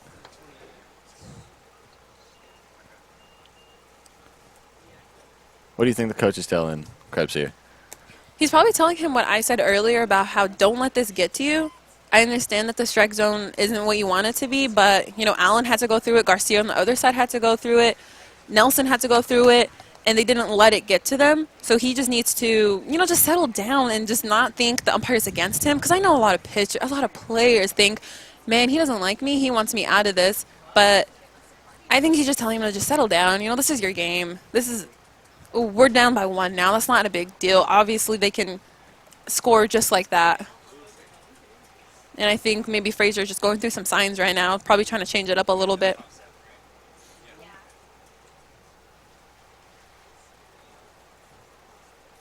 What you want, exactly. Krebs has got to show, that he can get out of situations like this, and that's what, summer ball's for.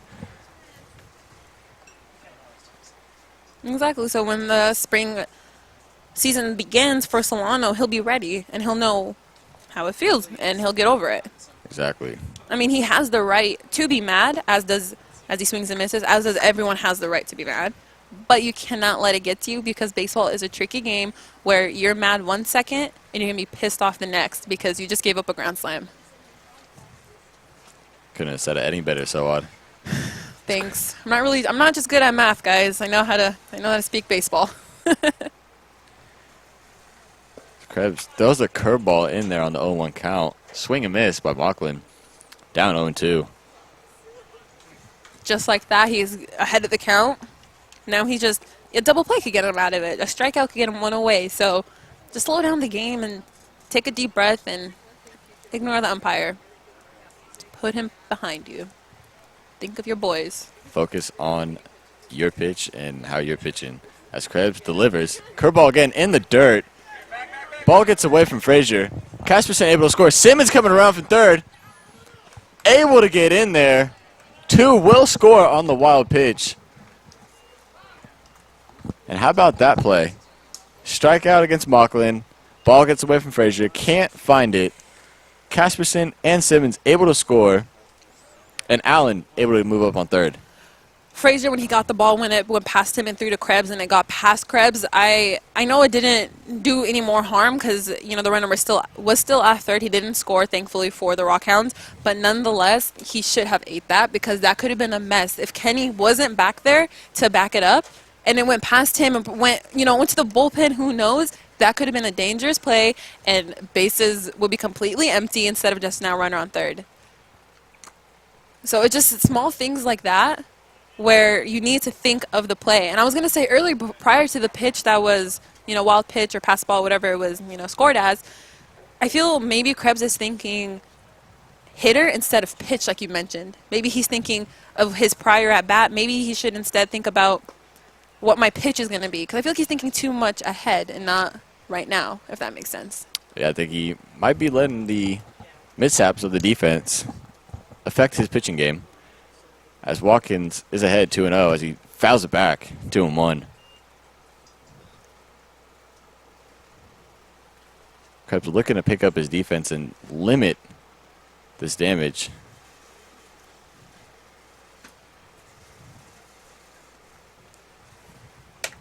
Two away here. Like you talked about earlier, in our intro, defense is what wins championships, as Watkins flies it into center field. Finley under it, makes the catch, and that'll do it. How about that top of the 7th there? So, that'll bring up Homza, Smith, and Webster for the Rockhounds. We'll be back after this. I'm Kevin Sondry, and thank you for watching the Solano College Sports Network. I'm Kevin Sondry, and thank you for watching the Solano College Sports Network. Hi, this is Hunter Snyder. Thank you for watching the Solano College Sports Network.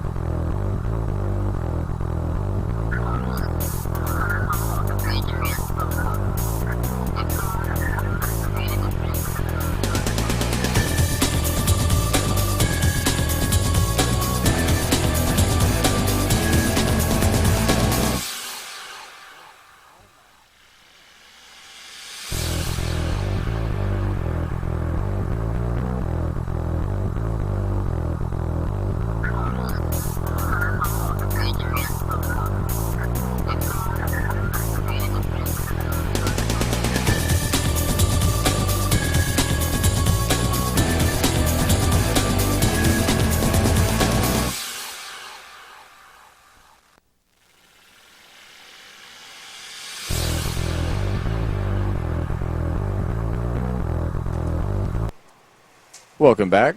As the Crawdads were able to take the lead in the top half of the 7th and now lead 7-4. As Willy Homza, the switch hitter for the Rockhounds, comes up, trying to get something going for the Rockhounds.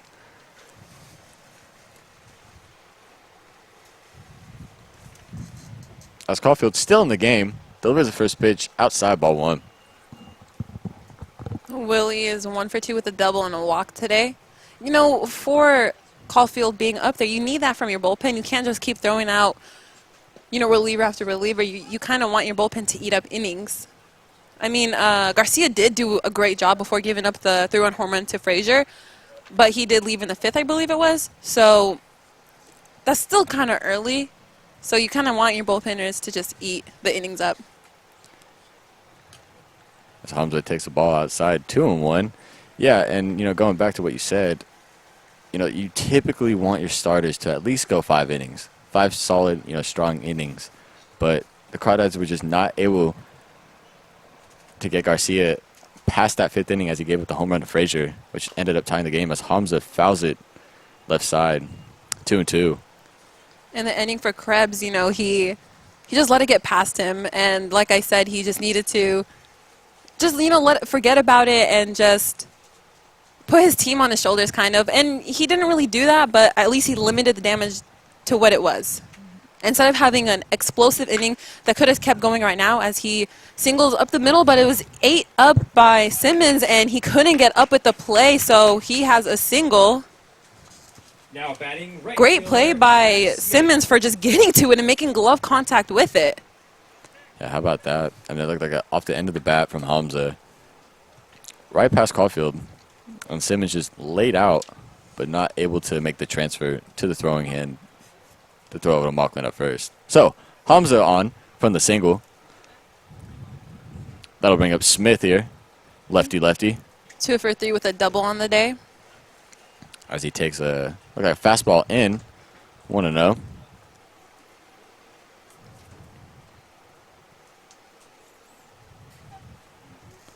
Homza taking a conservative lead over there first. As curveball gets away from Allen. That'll have Homza move up to second. Not what you wanted if you were the Crawdads. But for the Crawdads, he just, like I say, just don't let that get to you, because now he could easily be like, oh man, now I can't throw that pitch because he didn't have good control last, you know, stuff like that. So just keep thinking pitch by pitch instead of, you know, what just happened prior or what might happen. Just think about literally what's happening right now. And then they'll, ooh. As Smith breaks his bat on the liner over there to Ballard at second. So 1 out now. Garlind Webster. I'll bring up Webster.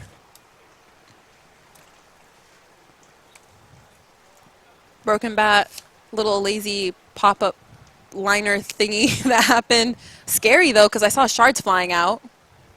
It's always scary as a pitcher, too.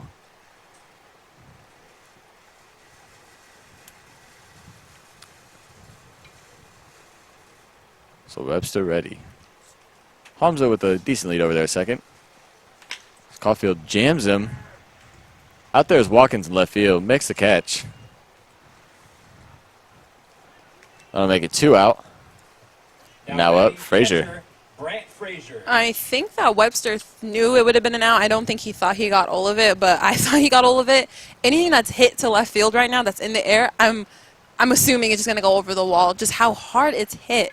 And Webster really did get all of it, just not necessarily all of it to get over the wall or even touch the wall, because it wasn't even, it was a little above, in front of the warning track. Caulfield takes a couple looks over to Homza at second. Curveball low. 1-0.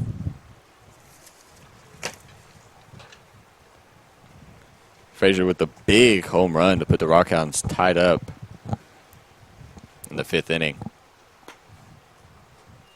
As he takes a ball up and away, 2-0. Yeah, his jack, the 3-run home run to even get the Rockhounds where they are right now. It could easily be a blowout by the Crawdads, but his home run is helping them stay within grabs of the tie.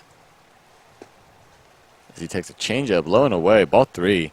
Do you think the wind had anything to do with his home run? I mean, it could have helped. I'm sure it did, but honestly, he got all of that. Right off the bat, you heard the beautiful sound that it made when it hit the wooden bat, and then it just took off. And I mean, the wind probably did help, but I'm not going to say it helped him a lot. I'm going to give credit where credit's due. Frazier takes a fastball away for a strike. Sets him up in a hitter-friendly count, 3-1. Caulfield does have a base open. Could walk him and go to, looks like, Kevin Sandry on the on-deck circle now.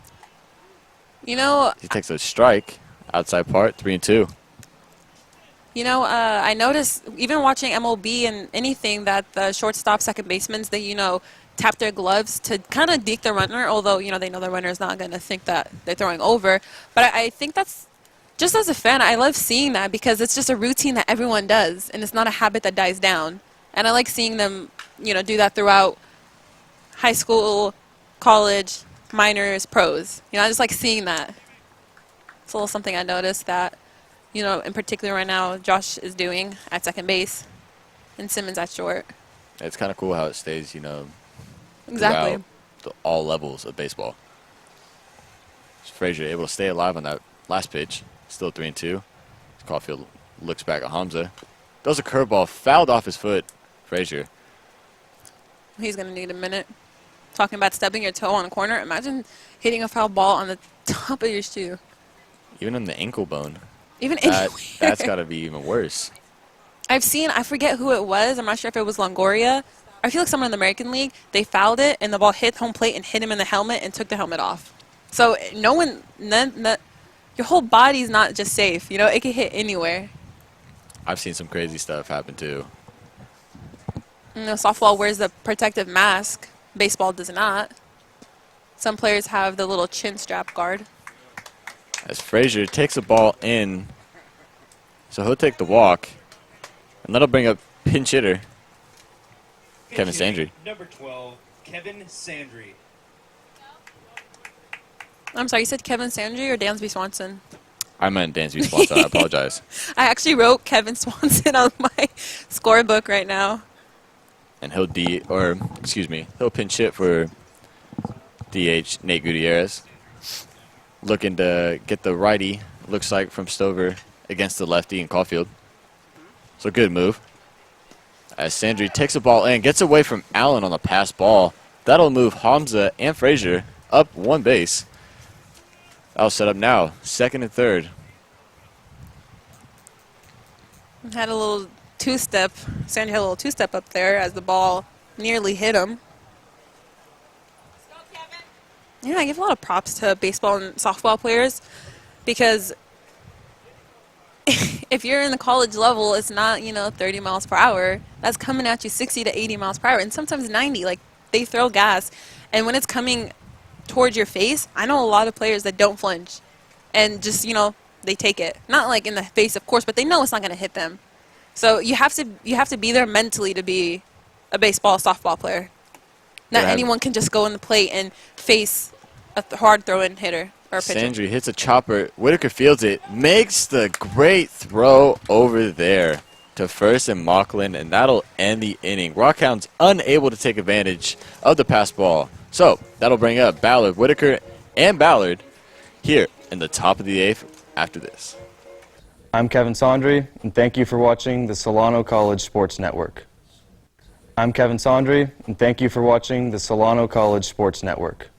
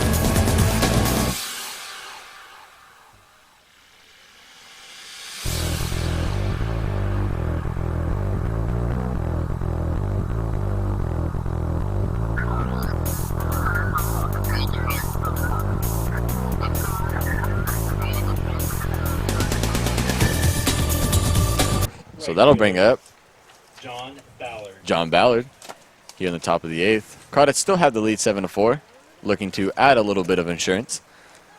They still have the lead after that amazing play by Whitaker.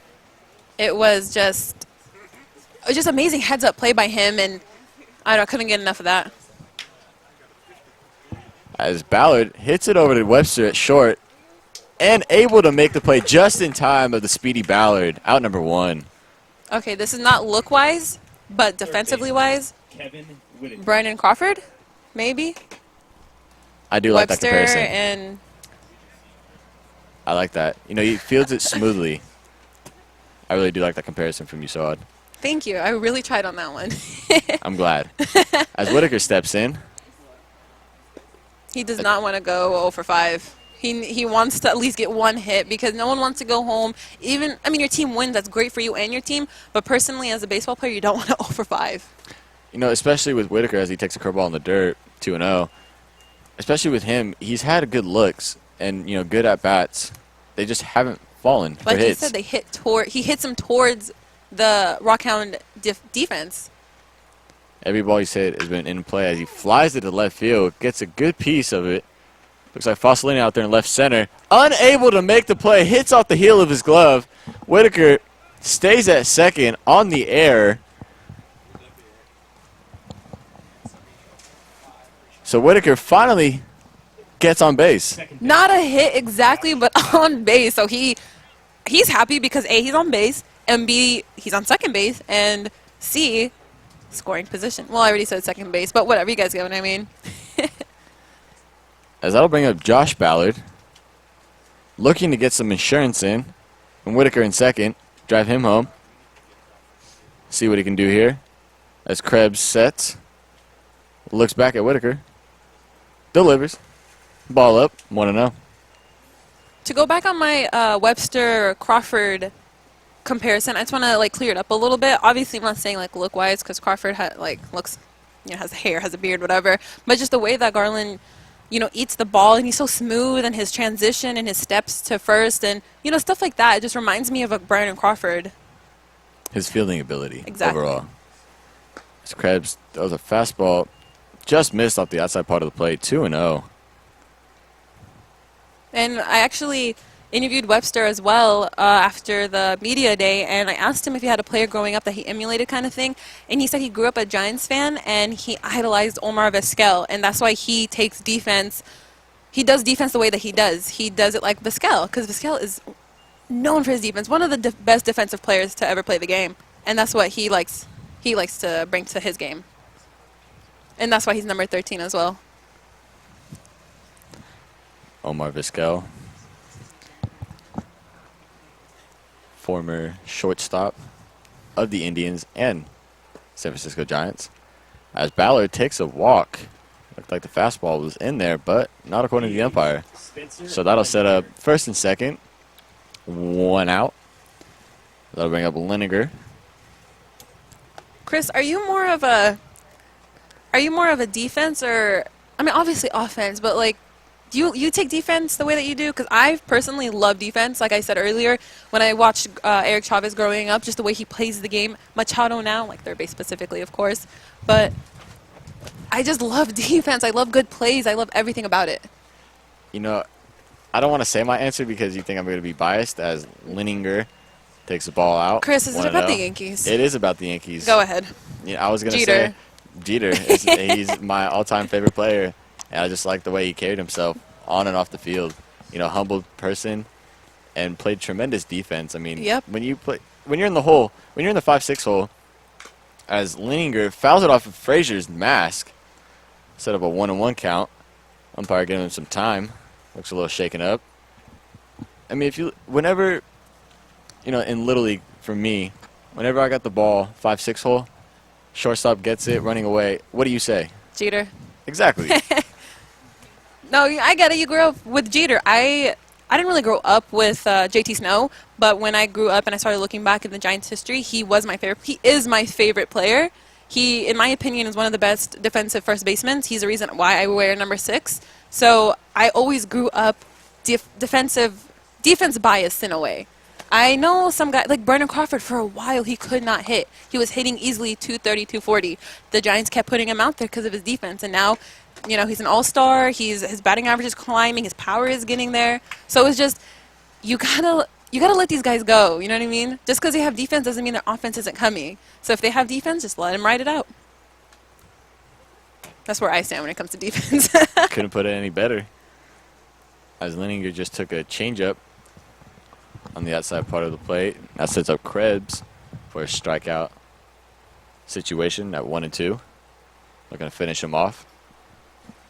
Get out of this jam. So throws a curveball, just misses. Looked like the curveball got in there. Again with the defense, I mean, his defense put himself in a situation of a jam, and Crawdads looking to take advantage once again. Foscalina couldn't corral that in left field. As Leininger fouls it right back into Frazier's glove, so that'll strike him out. I'm sorry, keep going. Fielder Connor Casperson. That'll set up Casperson now with 2 out. And so, what were you gonna say? I was going to say in my intro earlier, you asked what they needed, the Rockhounds need to do to preserve get the 5th win of the series, and I said, pitching, of course, which it's been a good pitching game for the Rockhounds. They haven't really done, I mean, I know it's 7-4 right now, but pitching-wise, they've done good. It's the defense, and I mentioned they need to be clean back there, whether it's, a wall for Frazier or the hot corner where Homza is right now. You need the defense, and I know it's really basic to say defense and pitching for baseball, yeah, but that's baseball. It's pitching and defense, and in my opinion, defense wins games. Because, you can hit like 500 home runs, whatever, but what if your team has 5 errors a game? That has the inning keep going, and it's just, you need defense. You can't just rely on hitting all the time, or even pitching, because now the pitcher's going to go deep in the game.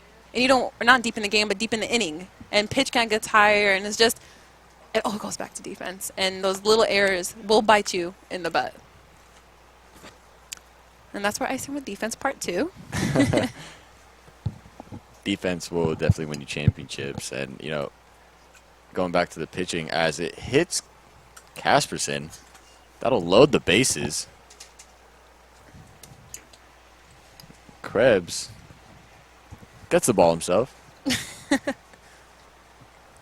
Shortstop Nick Simmons. Can you actually answer me a question that I never asked my dad. I never even Googled it, but I actually want to bring it up. How come after a strikeout, the catcher throws to third, the third throws to second, or the short to second, whatever? Why do they throw around? Do you know? I honestly do not know that answer. The answer? Yep. Okay, I was just thinking about that. Looking at Willy at third, I was just, why did they snap throw to third? Why do they throw around? And they never throw to first. No, I mean, as a former player, in Little League, we threw to first, but then, once I got up to the higher division, leagues, as Simmons fouls out the end of the bat, 0-1, they took out the first baseman. And I played first, and I kind of felt left out at first, and I was just like, it's part of the game. Were your feelings hurt? They were. They were at first, but you got to suck it up. As Krebs throws in a nice curveball, drops in there, 0-2.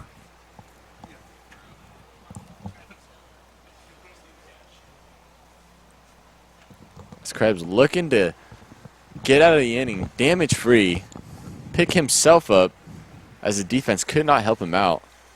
As he gets a swing and miss, Frazier steps on the plate, and that'll end the inning. Simmons really frustrated with himself as he slams the bat. I mean, as he should be. He has the right to be mad after, the error from Foscalina that gets Whitaker on. You want to keep it going, but it didn't happen. Exactly. So that'll bring up Quilliton, Finley, Margiotta, bottom half of the order for the Rockhounds, and the bottom of the 8th. I'm Kenny Quilliton. Thank you for watching the Solano College Sports Network.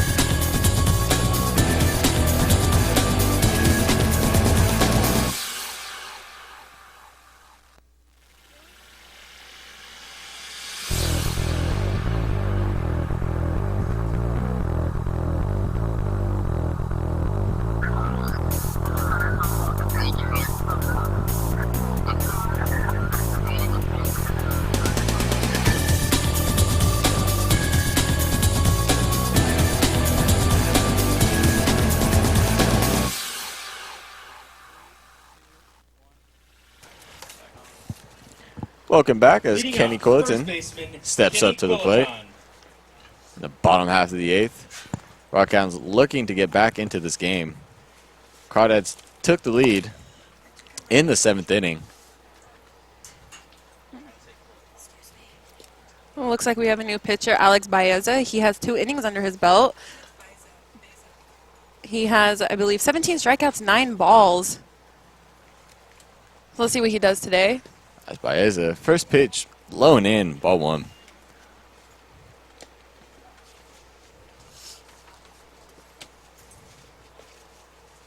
He says he has a 0.00 ERA. He does have 2 innings. It's kind of, I don't know. I'm just giving you a hard time. I'm stating the facts. No, I know. Alex Baeza, 2 innings pitched, 9 balls thrown, 17 strikes. Balls to strike ratio is .53. No runs. GL, I don't know what that means. 9.00. Run average 0. Earned run 0. ERA 0.00. So, Really, again, 2 innings, guys. you're really throwing out some stats that maybe some of our viewers don't know what you mean. I honestly don't know what half of those. I don't know what BF mean. Oh, ball field? No. Batter's face. That makes more sense. And it looks like we have a pinch hitter on deck for the Rockhounds too. Looks like Jack Pridey is getting a little loose on the on deck circle. As Quilliton takes it for a ball. That'll put him on first from the walk. And now pinch hitter for the Rockhounds, number 11, Jack Pridey. Rockhounds looking for anything to get them in a rhythm. And Pridey, perfect start to it. Again, he led the Bay Valley Conference last spring season for Solano Falcons with batting average. What was his average again? I believe it was It was around 450, 420. It was well over 400, Yeah. just to say that. Absolutely insane. And he's just a great baseball player, just a great person. I call him Captain Jack because I feel like he's a captain kind of say. And he has let's see this pitch by Baeza. As Pridey takes first pitch fastball inside, 0-1. A little cool thing is he has this birthmark on his cheek, and when I first met him, I thought it was eye black, and he's like, no, it's a birthmark. So he literally was born a baseball player because of the birthmark eye black kind of thing. That's awesome. He said that he actually didn't like it when he was younger, naturally, because he probably got teased. Well, yeah, as a kid, I mean. Yeah, so I can see where he's coming from there. But now, especially with his beard, too, he just looks like a baseball player. And we're told by our producer, Brian, that he finished the season with a .429 batting average.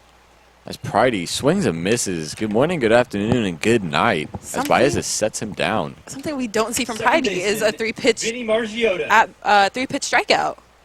As he walks back to the dugout, tells Margiotta that there's a little bit of movement on Baez's fastball. I like that. I mean, I know players or teammates tell each other what's going on, but I especially like how Pridey turned around. He wasn't embarrassed to be like, yeah, I struck out because there's a little movement. He's giving the pitcher the respect he deserves. As Margiotta pops it up, Ballard over there at second, able to make the play with the sun in his eyes for the second out. And that'll bring up the top of the order, Now batting left Dominic fielder, Foscalina. Dominic Foscalina. And we do have a pinch runner over there at first, Evan Facenda, number 7, running for Kenny Quilliton. We also have some bullpen action. Looks like it's Wyatt McCampbell up there.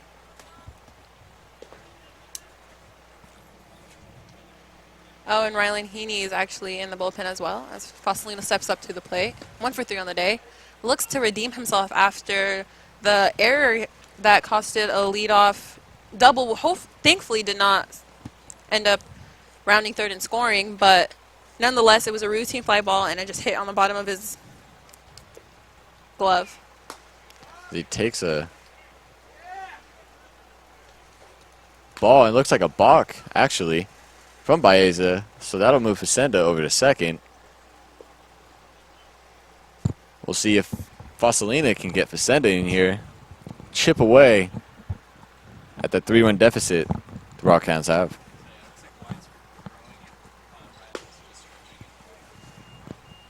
as Foscalina swings and misses on the fastball. Bring 0-2 the count. Might see a curveball here. Maybe some first off-speed pitch from Baeza. We'll see. He sets. Delivers. Fastball up. 1-2. You think Facenda's going to take off? I mean, I know it's 2 outs he's going to take off, but do you think he's going to... I don't think he'd run in this situation, being it, 2 out. Don't want to make the last out at third. Foscalina, really good hitter up at the plate. And they're down by 3. As he fouls it back right side out of play.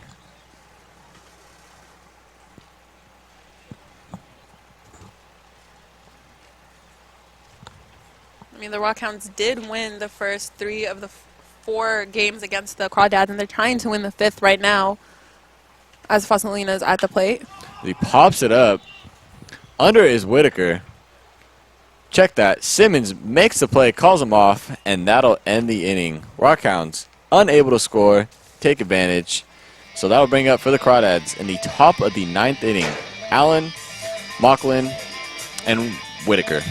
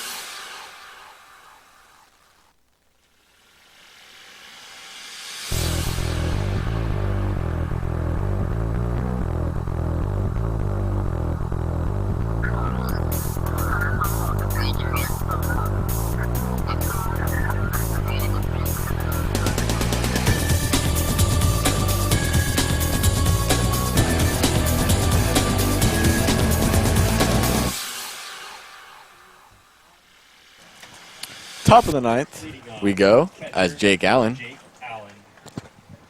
looks to add to that 7-4 lead. Start a little rally here for the Crawdads. Because we have a new pitcher. Yeah, so it is Wyatt McCampbell on the mound. He has 9 innings pitched under his belt, and he has a 7 ERA with only 9 Ks in those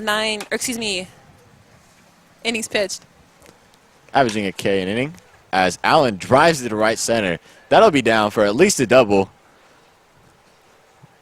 Rounding second. Just a little bit. And he'll take it for a double. Good relay. And it looks like we have some defensive changes as well. Looks like Foscalina moves from left to right. Taking over in left is Jack Priddy. And moving from right to center is Max Smith. So it looks like Logan Finley out of the game for the Rockhounds. And we have a change at first base, which I just saw myself. And Evan Facenda taking over first for, what was it? Kenny Quilliton. After pinch running in that inning for Kenny. Wyatt McCampbell, actually, he he attends Dancing with the Stars University because last spring semester for the Solano Falcons, he was caught on tape doing, dancing. And let me tell you guys, those dance moves were amazing. And he plays it off. He doesn't think he was that good, but as he chops as Mauchline chops it to Webster, over to Facenda, able to make the play for the first out. Allen able to move up to third. So it'll bring up Watkins here with 1 out and Allen on third. McCampbell's trying to get the inning over with before I tell them the rest of the story. Basically, he was dancing to Backstreet Boys, and it was beautiful and glorious, and it was art. Didn't he deny it? Oh, yeah. Like we were doing it's actually on YouTube. It's on Greg Poff's YouTube channel where he posts all the games that we do, actually. And it was as he fouls that back, it was bloopers for the media day. Oh, all the baseball players, I can't even say their names, naturally, yes. When McCampbell stepped up in front of the camera, Poff brought up the dance moves. He's like, nope, don't recall, that wasn't me. And then naturally cuts off to it. So if you guys want to see those beautiful moves, just go on Greg Poff's YouTube and look for the Rockhounds Media Day bloopers, and you will see Wyatt McCampbell's beautiful dance moves. How priceless is that? And it was amazing because you look at him right now, he's this big presence on the mound, he's this big guy. He kind of looks, he's intimidating looking. I say hi to him and just kind of like, sorry, I'm sorry. I just said hi. But he's goofy, and I like seeing that in players. I like the not serious side of the players.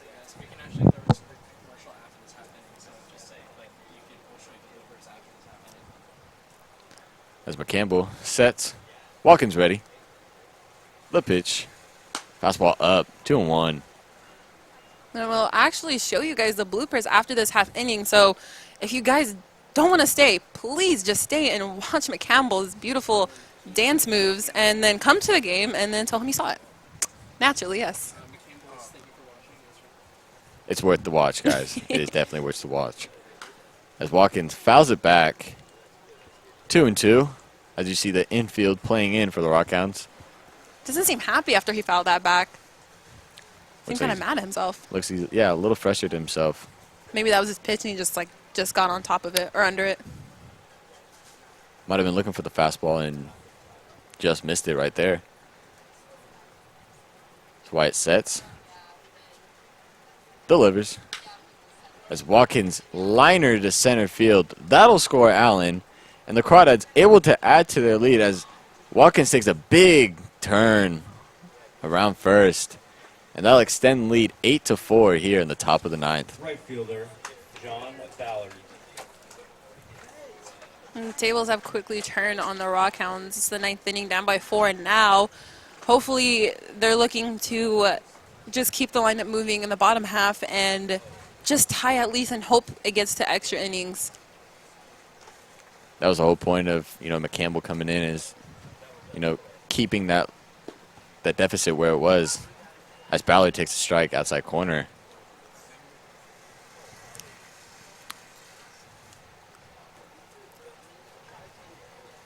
Now he has Watkins on first. Decently over there. Ballard, the lefty, takes a ball in the dirt. Even up the count. I just got an alert on my phone saying, this is for you, Chris. Another scorcher from Aaron Judge, his MLB leading 27th home run, checks in at 115.2 miles per hour, making him the first player with 6 home runs of 115 miles per hour. So I'm just throwing that in for you. And for Brian, our producer, Red Sox fan. Just a great guy. You just can't get enough of him. MLB leading 27th home run, I believe. 27th. Over under 50 home runs. AL MVP leader so far this season.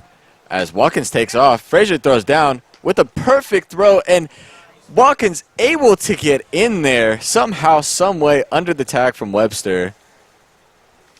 Beautiful throw by Frazier, and good job for Webster to get there in time and apply the tag. Just Watkins just too quick. Just got under the tag, and that looked like a clean transfer. Great throw from Frazier behind the plate. Definitely redeeming himself after the first inning, after those 2 wild errant pit throws from the one in second base and the one to third that actually scored a run. Actually scored John Ballard here at the plate. As Ballard hit a friendly count as he hits it to left field. And that'll be a foul ball just off the line. Well, it looks like it went. I thought it was fair. But then my perspective's off as there's a huge pole right in front of me. Might hinder review just a bit. I think so. Wyatt looking to finish off Ballard here on the full count. Might see a breaking ball. Might see the fastball. Only seen those 2 pitches so far. Frazier gives McCampbell the sign. As he hits it right back in the middle. And Ballard, coach sending Watkins home, and he'll score easily, making the lead 9-4 Crawdads. You know, for Solano Falcons, Wyatt McCampbell is the stopper. Like, he's known to come in and stop the inning. He's a closer. He's known to come in these big situations. So seeing him in this certain predicament where he's given up a few runs now, with only 1 out, is just unlike him.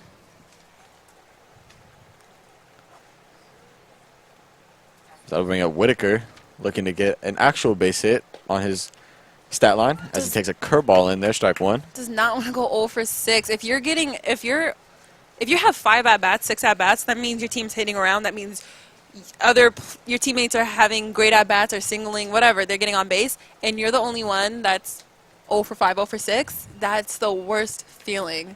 So he's here hoping to just get a single. He doesn't care at this point. It's heartbreaking, to say the least. Have you ever been 0 for 4, 6? Or 5 or 6? I definitely have. I've gone golden sombrero before, too, in Little League. That was bad. As Ballard takes off, Frazier with the throw, and Ballard in there with ease once again. You know, they're running on Frazier, but it's not like he has settled down from the first inning, but it's not like he's throwing, like I said, he's not wild right now. He's throwing on the dart. They're just too quick on him, and they're going to continue to run on him if they see his release point and his release, how fast he releases. And honestly, it's up to McCampbell too, because he's not that quick out of the throw. So Whitaker grounds it to Webster. Webster throws on over to Facenda at first, does not look over at Ballard running to third. So that'll have Ballard go to third, Whitaker out at first. We'll have 2 down. Josh Ballard. As Josh Ballard steps up at the plate, and that'll actually make it 4 stolen bases on the day for John Ballard. How about that? And he has a great arm, as the last 2 stolen bases, he's hit the dart. Webster hasn't been there to catch it. It's just, it comes back to the pitcher. You know, you're slow. And it's just like what happened yesterday with Miguel Montero and Jake Arrieta. He went to the media and he said, hey, Jake Arrieta's out. When he throws home, he's really slow, and it's making me look bad, and that's why they're stealing on me and this and that. And he probably shouldn't have said that because he got designated for assignment. But take that out of context. That's true. It's not always a catcher's fault. It could be the pitcher is just slow. And so that's why it sucks for Frazier, because now he thinks that everyone's going to run on him. Now he has to be prepared all the time now. Have to throw him down, have to throw it down. I mean, it's up to the pitcher to hold that runner on. You know, as a pitcher, you're supposed to, as Ballard takes the ball up and in, 3-0. As a pitcher, you're given signs to hold how long you're supposed to hold on the runner. Whether that be a 1, you usually call it it's a 1 second hold, 3 second hold, or hold until someone calls time. At least that's what I was taught. As Ballard takes the walk. And it makes sense. It makes sense. And we're supposed to vary that up, obviously switch it up, and keep those runners from getting, you know, as a base runner too, I was taught UCLA, and you get a rhythm going. And so you count UC. It's almost like 1 Mississippi, 2 Mississippi, you know, how many seconds. And you kind of get a rhythm over there, you know, okay, he's like 2 C's in a row, a couple of L's, you know, like stuff like that. And as a base runner, if you are smart enough, you take advantage of that. As McCampbell goes in there, strike 1. I mean, it went from a tie 4-4 to now it's 9-4. They're leading by 5. So they just want to limit the damage. McCampbell's trying to limit the damage, and if it means checking on a runner, it means checking on a runner. I know it. As we have a balk Wow. from McCampbell, so that'll allow John to score. I'll make it 10-4 now, Crawdads. It's like it's little things like that. And I'm not blaming McCampbell at all. I'm not saying if he just checked on the runner, they wouldn't be throwing or they wouldn't be running on Frazier. I'm not saying that at all. They're just reading him well. So that's not McCampbell's fault. Like, I'm not blaming him at all. But it's situations like that where he has to know what's happening. I mean, he's been pitching for a while. I'm not saying this is not his first game. So obviously he knows himself as a pitcher more than me, of course. But just from what I'm seeing today is just the lack of attention to the runners.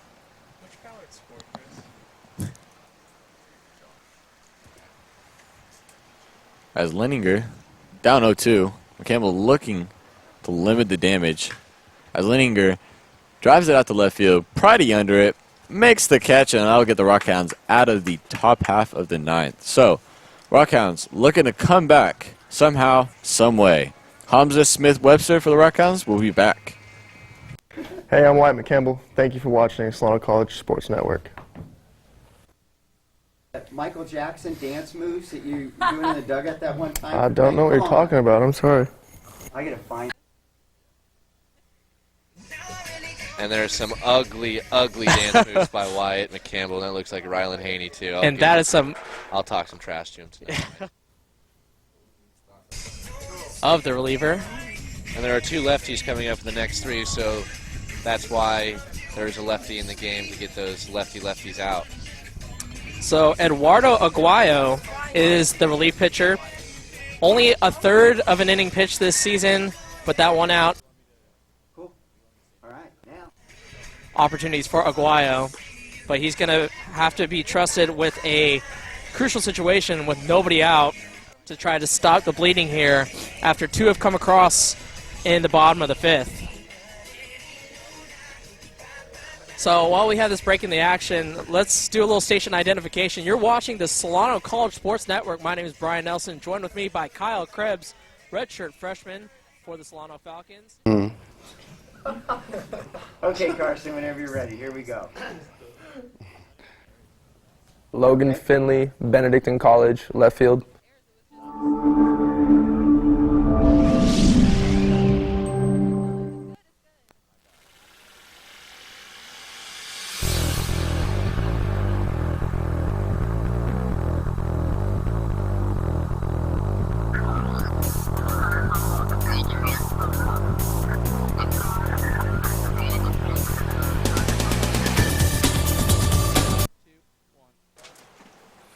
As Willy Homza steps up for the Rockhounds, looking to get something started as they're down 10-4 in the bottom half of the ninth.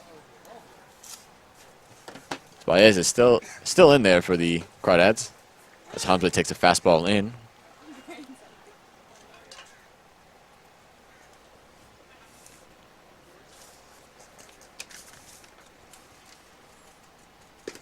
Fastball away, in there, strike one.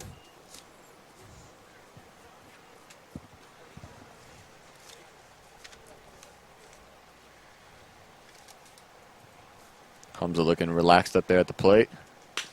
He swings, hits it to Simmons. Simmons unable to make the play on the grounder. So I have Homza reach on the air from Simmons. That'll start a rally. Pinch hitting for the Rockhounds, number 17, Daniel Page. As pinch hitter number 17, Daniel Page steps up.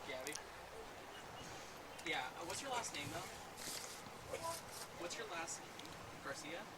Okay. Maybe that'll spark something for them. Even though they might be down 6 runs, anything can happen in baseball. Oh, we're doing the credits. As Page takes first pitch inside.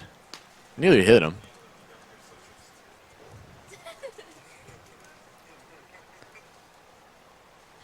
Down by 6, you don't anything can help them. As Page takes another ball out, 2-0.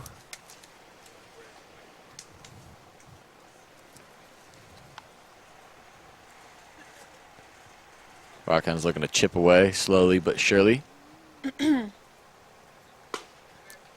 Page takes another pitch up, 3-0. I believe he's the first hitter I've seen with no batting gloves. Old school. Reminds me of Will Myers. I like the no batting gloves look. This Paige walks. Who else does that in the league? I know Hunter Pence does the one glove. I know Jackie Robinson back in the day did no gloves. Garlind Webster. Oh, everyone back in the day did Ted, no gloves. Ted Williams did no glove? Everyone back in the day did no gloves. Oh, you're right. As Webster steps in, first and second, no out. He takes a fastball in there, strike. Connor Gillespie, That giant is very hero, true. no gloves. Giant hero. Giant hero. Did you see what happened in the 2000 and it was last year? Yeah, the playoffs. It's my guy right there. Trying to think of someone else. Oh, look, Brennan Crawford. Brandon Crawford doesn't go. No, I'm talking about Webster. Oh, Webster. I mean, say. Crawford hits left. Webster is hitting right. Crawford wears 35. He wears 13. Obviously not. But defense. So I'm going to stick with it. And I think he'll be happy if I call him Crawford. Webster takes a nice, healthy cut. Swing and a miss, though. 2-2 the count. Looking to do some damage. Leave the park. Or a little Chris Owings. Oh, that is right. I think I like Chris Owings better because he does hit right. As Webster pops it up, it's like Simmons is under it. Infield fly rule is called. So Webster put away. That was a moonshot. As we have Brandt Frazier coming up. Looking to get his second 3-run home run of the day.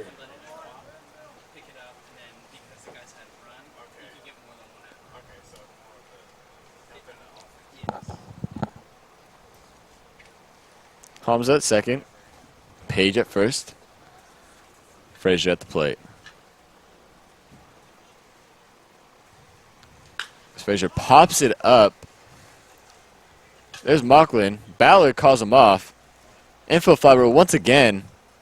So that'll be 2 out. And Sandry up at the plate. Now batting number 12, Kevin Sandry.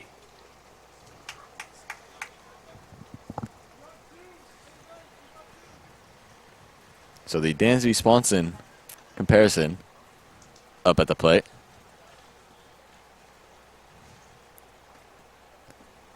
Spias is set. Delivers. Ball out.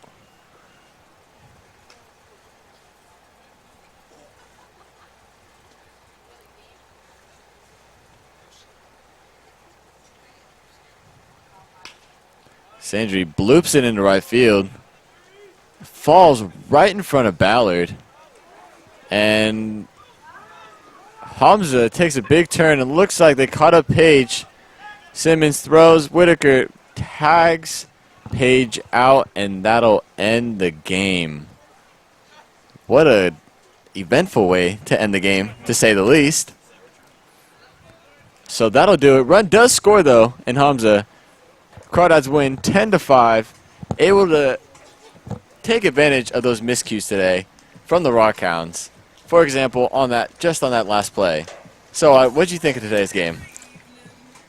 I think earlier in my intro when I said that defense is key, they did not hear me. And I feel like it started out with defense with Frazier with the whole the error that scored a run. That was easily under control for Frazier as he redeemed himself multiple times. I mean, runners still ran on him, but no errors from him after that. But it was just miscues like that. It's not knowing the situation. It's making unnecessary outs. I'm not calling anyone lazy at all, but it's like lazy quote-unquote plays that happen. I'm not saying Foscalina's lazy at all, but it's just you have two hands. You just make the catch, you make the out, you make sure it happens, and it might not have been a 10-5 loss. It could have been closer. It could have been a win. So that's how I felt about the game. Put it simple as that, and that is perfectly explained from Soad. So, Chris Zavaglia, along with Soad Balazi, here on the Solano College Sports Network, your #1 source for local sports. At Billy and Louise Yarborough Stadium, Crawdads again take the Rockhounds 10-5. Thank you for watching.